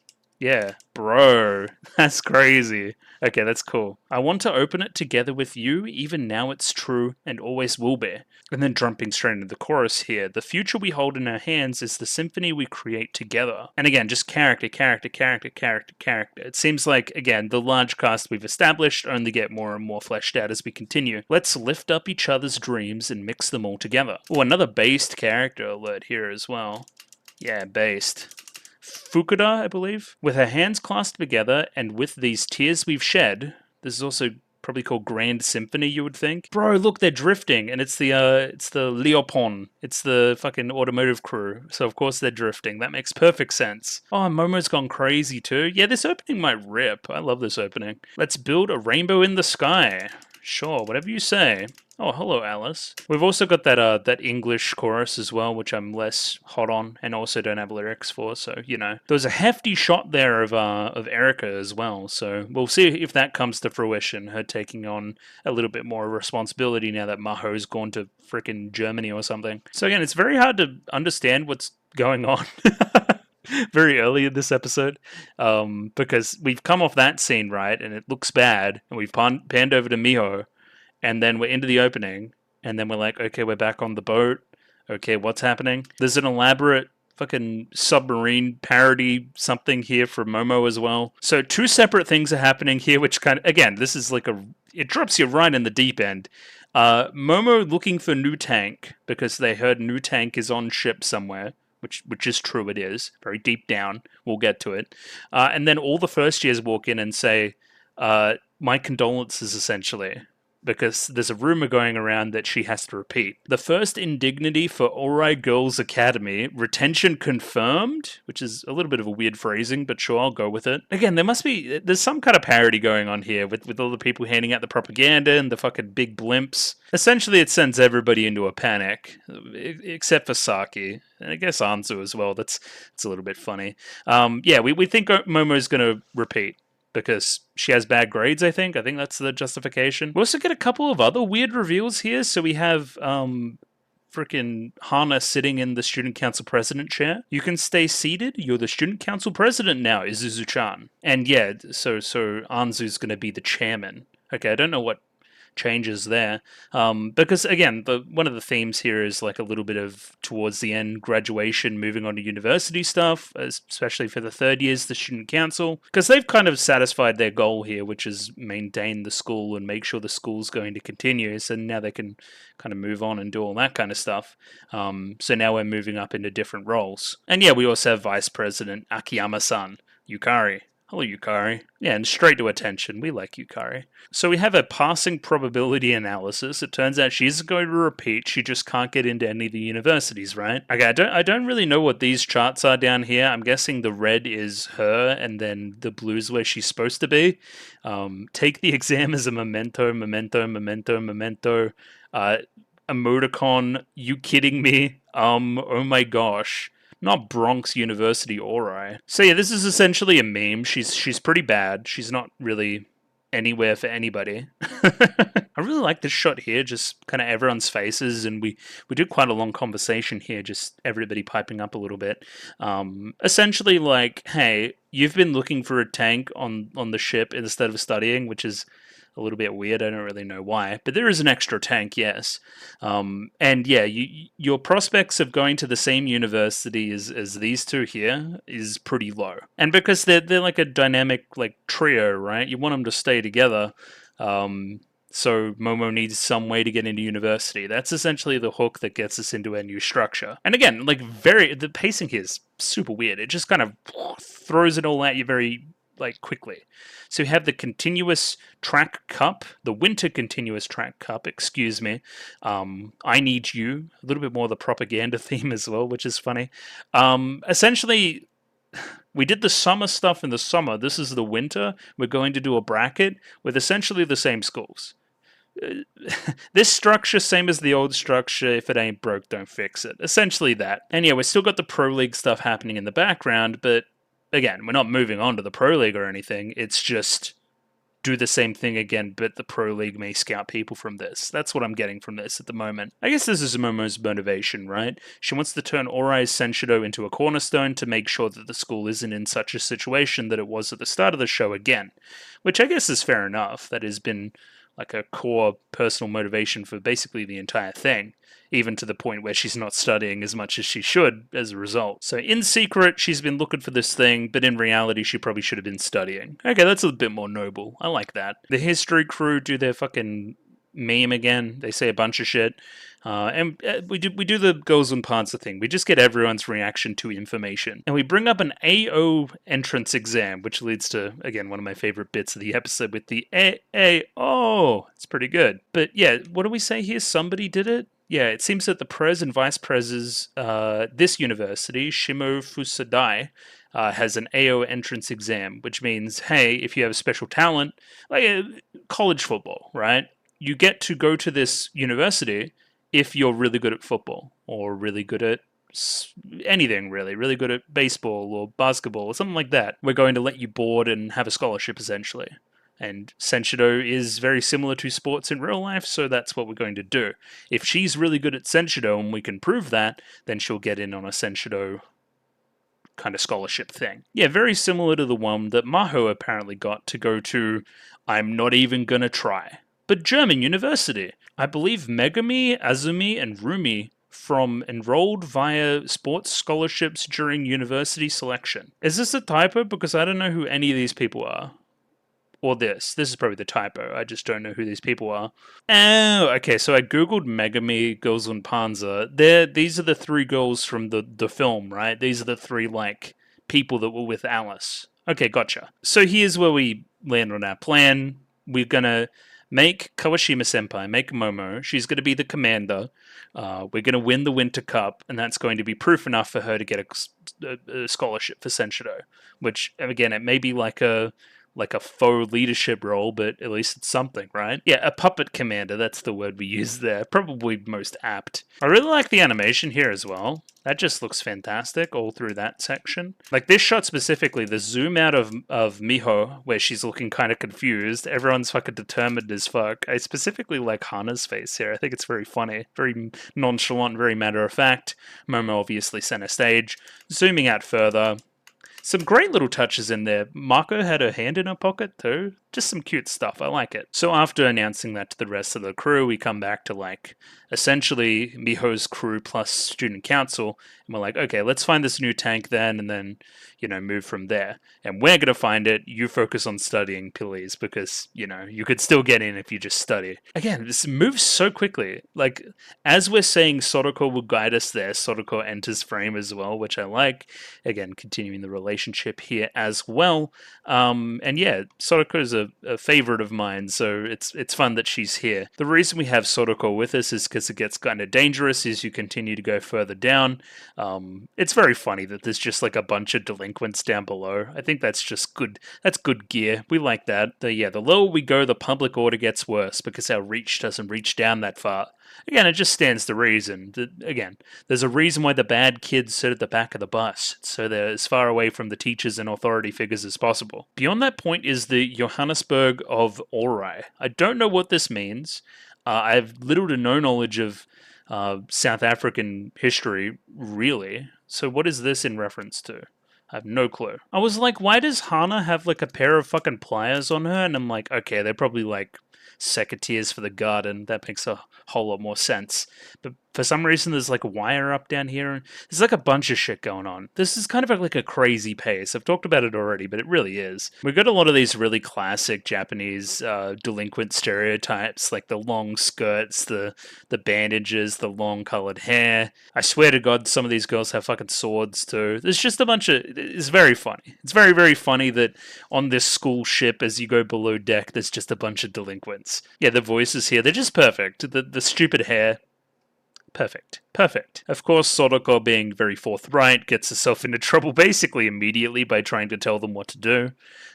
You're outnumbered here. Just chill. You just gotta chill. They call her Kappa. I think that's because of the haircut, correct? I think that's what it is. But yeah, Soroko gets, kidnapped, and we gotta chase her down and help. It's a genuinely fantastic shot here as we follow her through. Like, all the first-person stuff in the show is just excellent. It really is. As we turn, there's some great weight as we move. This is the butt shot, am I wrong? Here it comes. That most certainly is. Even the frankly ridiculous, like, fake wall as we go down the pole as well. We go through, there's like a pirate logo on the other side, and we stumble upon a different world, essentially. Here's like an under deck, like below deck, like way below deck, there's like a bar, and there's like 5 kids, at least, and they're all like pirates. Why not? Why not? I think this is by far the best introduction we've got for like a new crew joining the Senshido Club. These guys are a riot. I love all their designs. They've all got little fucking quirks and stuff. Cute little pieces of animation all over this thing of just characterizing each of them. They're a fan favorite fucking immediately. I love these guys. It's also just a fantastic non sequitur. Like, I didn't expect to see like a pirate delinquent girl singing karaoke in the underdeck bar. Like, this is 10 minutes in. Like, what are we doing here? I do like that we hide one of the characters as well. We only see the captain of this crew later on, who's hiding over here. We see a drink passed, but we don't see who it goes to. It's a very tropey bar scene. A bunch of fucking dorks walk in and ask for, like, not alcohol, and then everyone clowns on them, essentially. They're all fish out of water. Angler fish out of water, if you wanted to be that precise about it. Mako takes the lead here and looks for Soroko. Again, that's just fantastic. I love their little rivalry thing they have going on. I like how quickly she's been put to work as well. The ball and chain on the foot. Again, like the whole pirate theme.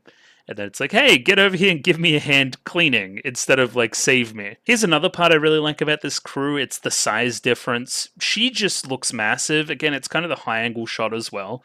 But it's really funny.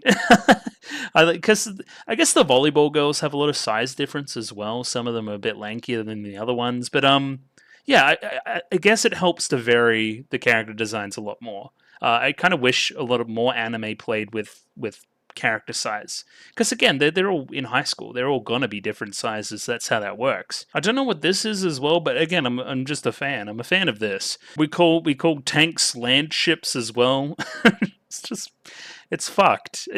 They're very good. I want to continue to say that. Like beer on head. It's just a ton of shit going on. I think this.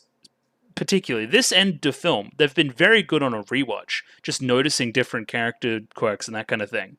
They really lent into their strength, which again is this kind of stuff. We'll bring up the fact that we're looking for a tank. We're going to do a duel. If you guys win the duel, then we'll tell you about the tank. And kind of free Soroko as well, but that's ancillary. We're more interested in the tank. Essentially here, I don't know if we go through each and every character, but they present a bunch of challenges and we pass them all with flying colors. So here's this knot that Yukari undoes in like 2 seconds. Again, because she's like...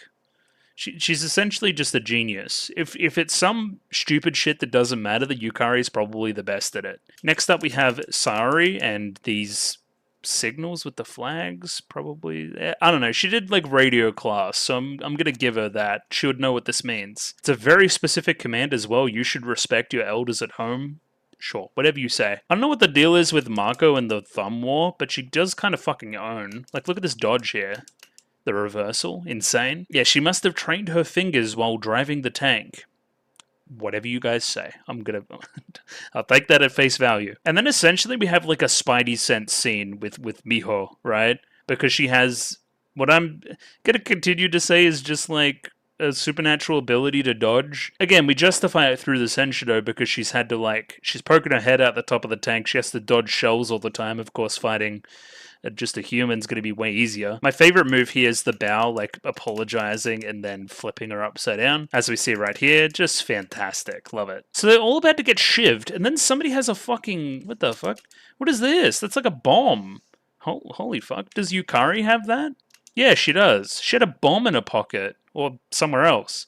That's just fucked. Okay. Yeah, we're gonna say a cylindric stick grenade. She was gonna blow up everybody. She's fucking insane. This is where we meet the captain of our crew, and she's cool. She's really cool. I don't know who the fuck Captain Kid is, but we keep talking about him. Here be the famous drink from Don Zoco, the non-alcoholic rum habanero club. Essentially, they're on fucking hot ones right now, and they need to take the spicy thing, and whoever has the most wins. We've all had a, challenge so far, that being Sayori, Miho, Yukari, and Mako. Now it's Hana's turn. I like how respectfully she holds the glass up as well when it's rum. You can drink the rum. Yeah, difference in animation there's fantastic. Like the delicate way she drinks it versus the captain who drinks it differently. This is a really good gag as well because, like, whilst being funny, like it is, it's funny that she's like eating, is this like a fucking spider or something, some kind of float, after having like one drop of it. It also justifies how hard this is for Hana as well, and how impressive it is that she's had this. Mako had one drop and she needed this and had tears in her eyes. There's also some great production details here, like the lens of the, I don't know, tank, I guess. It's coming up and, like, as she throws it up, and then she's throwing, like, it's conflating her talent at Senshido with her ability to drink here visually in the language, which I really like. Also, the sparkle of the hair there with the flowers in the backdrop. I mean, that's just Hana, right? And the picture of sophisticated grace, asking for another one even after that. In contrast, we have like a bunch of like fire out of cannons and a pirate ship as the captain doesn't make that final glass. So we've earned their respect and they give us back Soroko, but more importantly, where's the tank? And this is where we bring up Kawashima-senpai, that being Momo, right? Like, we need this tank to make sure that she graduates, essentially. They put two and two together, realize it's Momo. Momo, like, helped them not get expelled ages ago, so now they're repaying the favor. Yeah, we wouldn't be able to be lazing around if it weren't for her, so now we're invested, right? And then you put two and two together very quickly. New group of, eccentric characters. There's a tank around. It's a match made in heaven, right? Oh, great. Another great visual moment here. So she's finished off two of these already. Marco's on to the third, still recovering from the spice of one drop of the thing. We also learn here that they've been using the tank to smoke meat. Which, sure, there's worse things to use it on, I guess. So it needs two drivers and two gunners? What the fuck? This thing's crazy, by the way. We'll see the full reveal later on, but it's fucked. This is the most fucked tank they've used. I can't imagine this is real. Please say this isn't real. This is where we get a bunch of names. I don't know, I'm just gonna call them, like, the pirates. Half of them are named after fucking tornadoes and cyclones and stuff. Again, just move very quickly. So they all introduce themselves and say that they'll drive it, and then we're straight onto the automotive club restoring the tank. Just very, like, there was another little fucking small vignette there with fucking the history club as well. It's just so quick. And this is what I mean cute animation. Like, again, it's curly hair girl, if VLC wants to behave. Yeah, look at her go, even if it's not behaving over there. Everyone has their little moment. Everyone has their little thing. I really like it. I believe quickly here we pan to every single other school and get their 2 cents on the current state of affairs. So Darjeeling's going to go to England as well. Sure, whatever you say. But she's going to participate in this tournament here first. We get a bunch of context here through a bunch of different schools. So we check in with Pravda, and they say the commander of Black Forest Academy is gone to Germany. We learned that already. That's where Maho has gone. Will Katyusha do the same? Will she go to Russia? Well, she needs to know Russian to do that. We just get, like, again, it's very fucking rapid fire, eh? It's very ironic that it's like, I tried to teach her Russian, but she fell asleep. What are you two talking about? If you didn't fall asleep, then you would know. I love how her, like, face changes immediately when Clara starts using a little bit of Japanese. Like, oh, no, it's fine. Okay, that's fine. I do think Pravda are kind of a shout here because it's a winter war, right? And there's a bunch of snow about. I guess that's the gist, right, of it being done during the winter. And Pravda, Soviets, winter. That just makes sense to me. We get to see Saunders here briefly as well, talking about, again, the general state of affairs, bringing up the idea of the bracket draw. We also have you still hoping about that boy. That's your whole thing, right? We have a very quick scene here with Maho and Erika, where she needs to find her own Senshido and not live in her shadow as much. I like the effect here where we can kind of see that it's on a screen. There's something about like seeing the pixels here. We have another inspirational speech by Anchavi and everyone yelling Duce. She's so based. Look at her. Hell yeah. We get another great gag for the whole charge thing from Chihatan. Everybody in order says that we're going to need to charge. Like this is the strategy meeting and they all have the same strategy.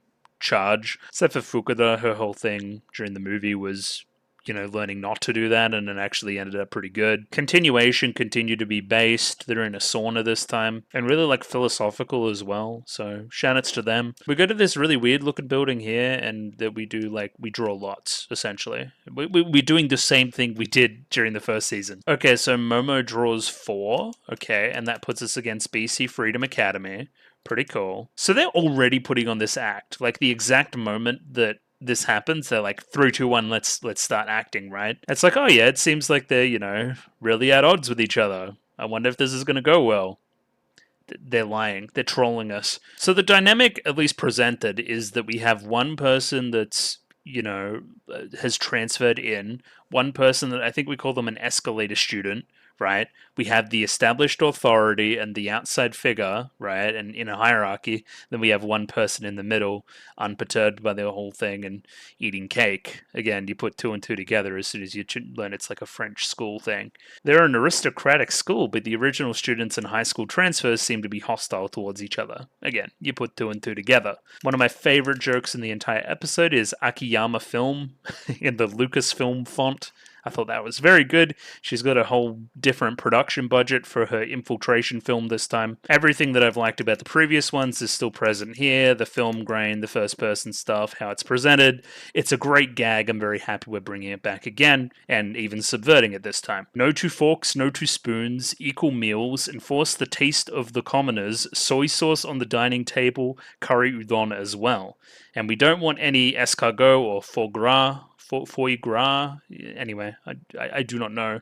We want, traditional Japanese meals as well as the fancy French stuff. Yeah, there's some kind of class-based conflict here. Look at the numbers versus the few. Oh my god. Yukari caught in the middle, filming it all.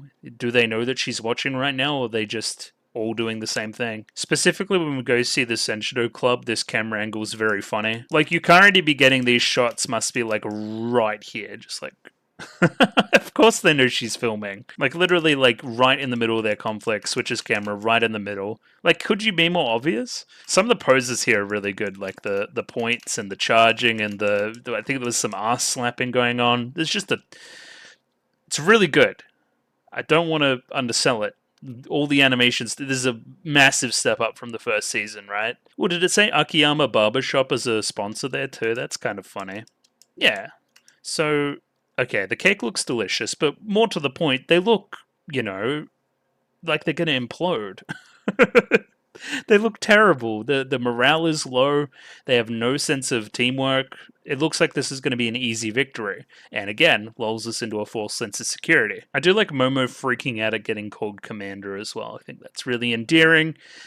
Basically, yeah, we're putting everything together, and the last portion here is just going to be the fight, right? The first match of the new bracket. So yeah, we jump straight into it. There's a bit of an air show for all the people in attendance, and yeah, we're going to do some Senshido, baby. We're back to the old style. It's no longer the Annihilation matches. It's more the flag tank-based stuff. Looking at this crowd shot, we can see a few fun things, including Mako's grandma, Yukari's parents.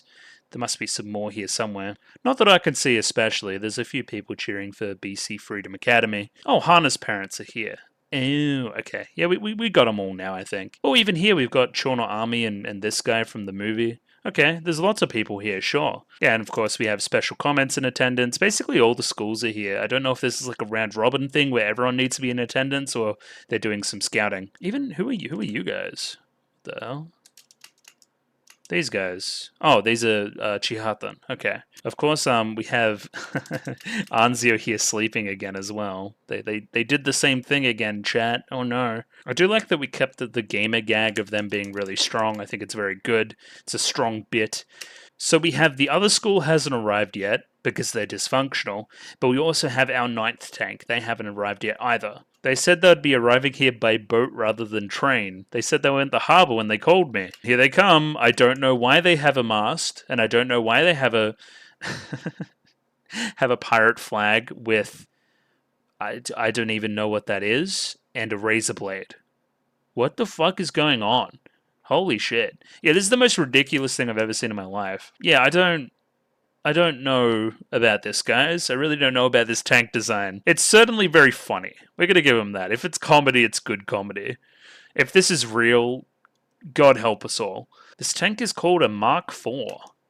What the fuck is a Mark IV? From its shape, it was called the Diamond Tank. Diamondo? Oh my god. So the vibe I'm getting is this tank's a massive piece of shit, and then the rest of the the rest of the group are going to kind of carry it. It does have its advantages, though, that we see. It makes a good platform to walk down from a bridge. Again, great little piece of animation here where they continue to scare the first years. Yeah, here. Love it. Just like, and we hear them like in the background as we continue. Just great stuff. Momo does the commander thing here pretty well, which I like. Again, everyone just has their little fucking thing they have going on. I really like it. I really like their uniforms. We can see these two have been fighting, so they're scuffed up as well. They really do a great job of selling this lie, right? I really think they do. Look how stupid the damn pirate tank is. It really is like fucking with me. It's so stupid, but I love it. But it's so stupid. Yeah, we do a big track and shot in and have a look at everybody. We're back, baby. We're doing some Senshido. I guess my criticisms are a little bit incongruous when it comes to the pacing, right? I really wanted to see the end of this conflict now, but in this time slot, in this 50 minutes, I think we're already moving really fast. Like, there's a lot happening all the time. You could easily expand this content out another 20 minutes. The one stuff we've just seen here, this whole battle, this whole sequence could have taken, I don't know, maybe close on an hour and a half, hour 40, something like that, right? So, yeah, I guess they're really trying to pack the content in. I don't know if there was a time limit like challenge there, that there was some kind of thing that they needed to get past, or I really don't know. I would need to know how this was released. Initially, we sent out the Duck and Leopon teams to scout. We're not just going to rush in because we think they're a bad opponent, which is good, because we would have lost if we did. The Senshido stuff still looks really good. I like the 3D up there, like a lot. Yeah, probably as good as the film, you would say. So what are the tanks we have here? We have the ARL 44s, and then the other guys are in different tanks? Yeah, 4 Somuas.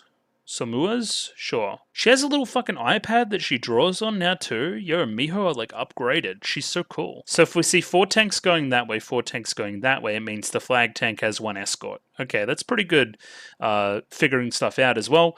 We remember as well now the start of the film. We see this river and we're like, oh shit, I have a pretty bad feeling about what's going to happen. Another cute moment here where Momo gets to say Panzer 4. Or Panzer 4, Panzer 4, you know that bit.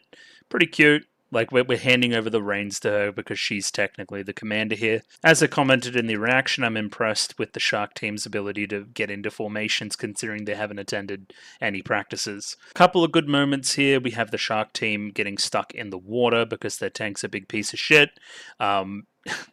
I need to know names, but she's still holding her microphone from the karaoke. Just really good stuff. The first years have the idea of giving them a push, but again, these delinquents don't like that too much and think that they're picking a fight. And then as soon as they learn that, oh yeah, no, it's fine. Okay, I know what you're doing now. Like, this conflict between the delinquents and the first years is pretty good. I don't really know what the fucking like suits and cards and stuff is going on here. So like the Queen of Hearts and all that kind of stuff. Is that like a French thing? I guess it's a French thing. Sure, we're going to say it's a French thing. I don't know what causes us to send out the signal, but basically the signal is like, okay, stop pretending now. It's time to go. So they lose the Duck team here, right? So I guess the command goes out, lose the people that are scouting you. You know that one each is scouting each of these 4 tanks, right?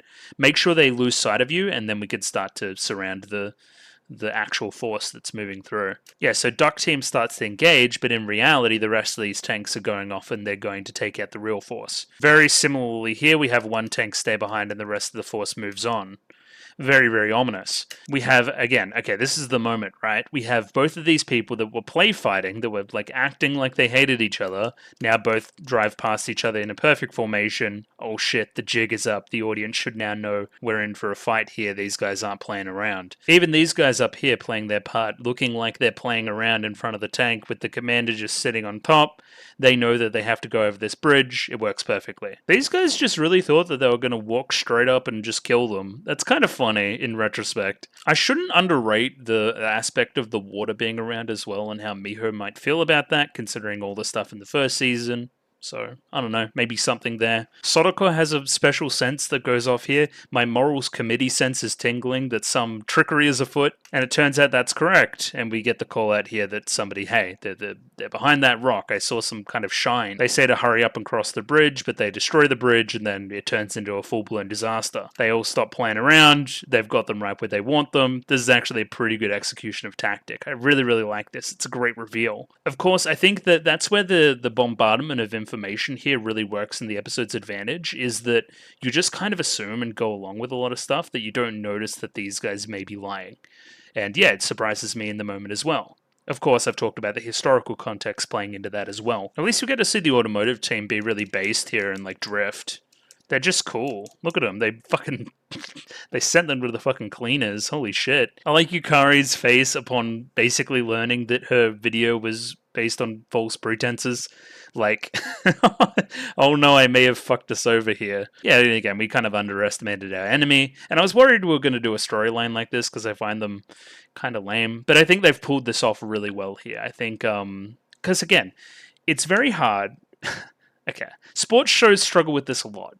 So we're starting up a new tournament arc, essentially, right? We know our team is going to make it to the end, because why else would you bring up the arc in the first place, right? Or at least close on. There may be some other weird stuff that happens, but sure. It's making the initial matches in the bracket exciting. It's not just our one ace just destroying everybody. And this is a great way to do it. We got a little bit overconfident, and we started to... just kind of fail. I think the show I'm thinking about the most here is, weirdly enough, is Chihaya Furu. I think they do sometimes a poor job of... So Chihaya's... Okay, for people that don't know, it's about Karato, you slap cards, right? Chihaya in that show is an absolute prodigy. She's a fucking ace. She's so good. And she continues to lose to these people that should be way worse than her. And it kind of gets a little bit frustrating. But...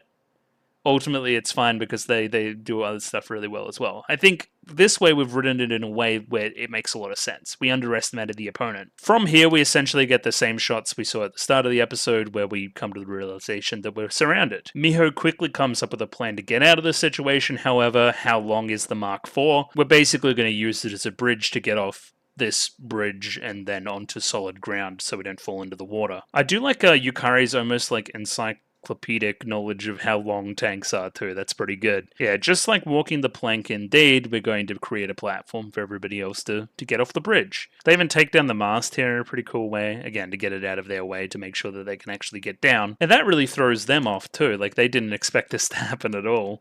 Again, a really well animated sequence as we all kind of get off the bridge here. I really do enjoy it. The only problem is the episode left me wanting more. There's really not a lot left here. So now they've kind of been encircled because, like, the Leopon and Duck teams have returned and they're off the thing, so now they're getting pincered and now they have to retreat.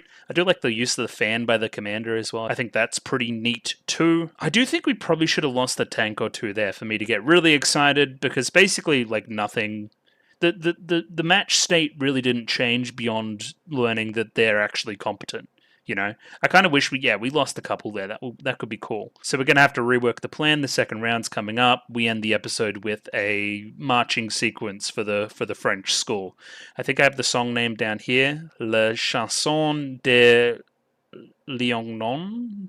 Again, I'm very bad at doing the whole French thing. Like, way worse than the German. Very, very much so. I do definitely know this melody, though, for sure. Anyway, and they do a great job performing it. It's a tradition, right? You have your little marching song sequence, very similar to the Pravda one that we saw during the TV anime. Yeah, the French are pretty based. I'm gonna say it. I like them as a team, specifically this shot. I do really enjoy.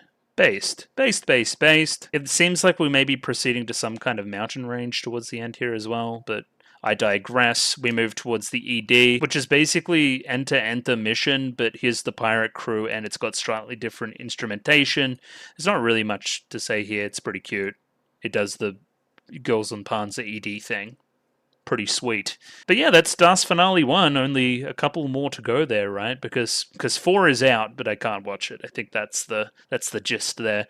And there is a couple of OVAs here somewhere too, which I need somebody to tell me what they are so I can download them. But yeah, that was Das Finale. I really enjoyed it upon the rewatch. I thought it was great. Really loving the character stuff here, the character animation, the interactions. Everybody gets their little piece. It's really funny. The bait and switch with the French school was quite interesting. Really like the new crew. Just double thumbs up. I really just want more. I really wish that all the Das finales are out, but I'm sure you guys could relate to that as well. I just want to. It's just like a new season of Girls and Panzer, basically, but it just like looks really good.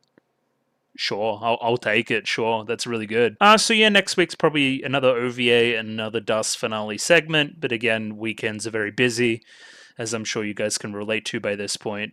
It gets kind of dicey sometimes. But yeah, today was good, and thank you for watching and stuff. I guess I'm just going to do my chill stuff.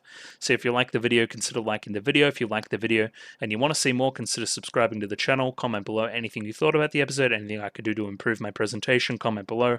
I'm doing follow for follow on Twitter, so follow me on Twitter if you would like me to follow you back. And the Discord, join Discord, love Discord, and I'll see you guys next week for more Girls and Panzer goodness. Thanks for watching. Catch you later. Cheerio, as I've been saying lately. But yeah, thanks.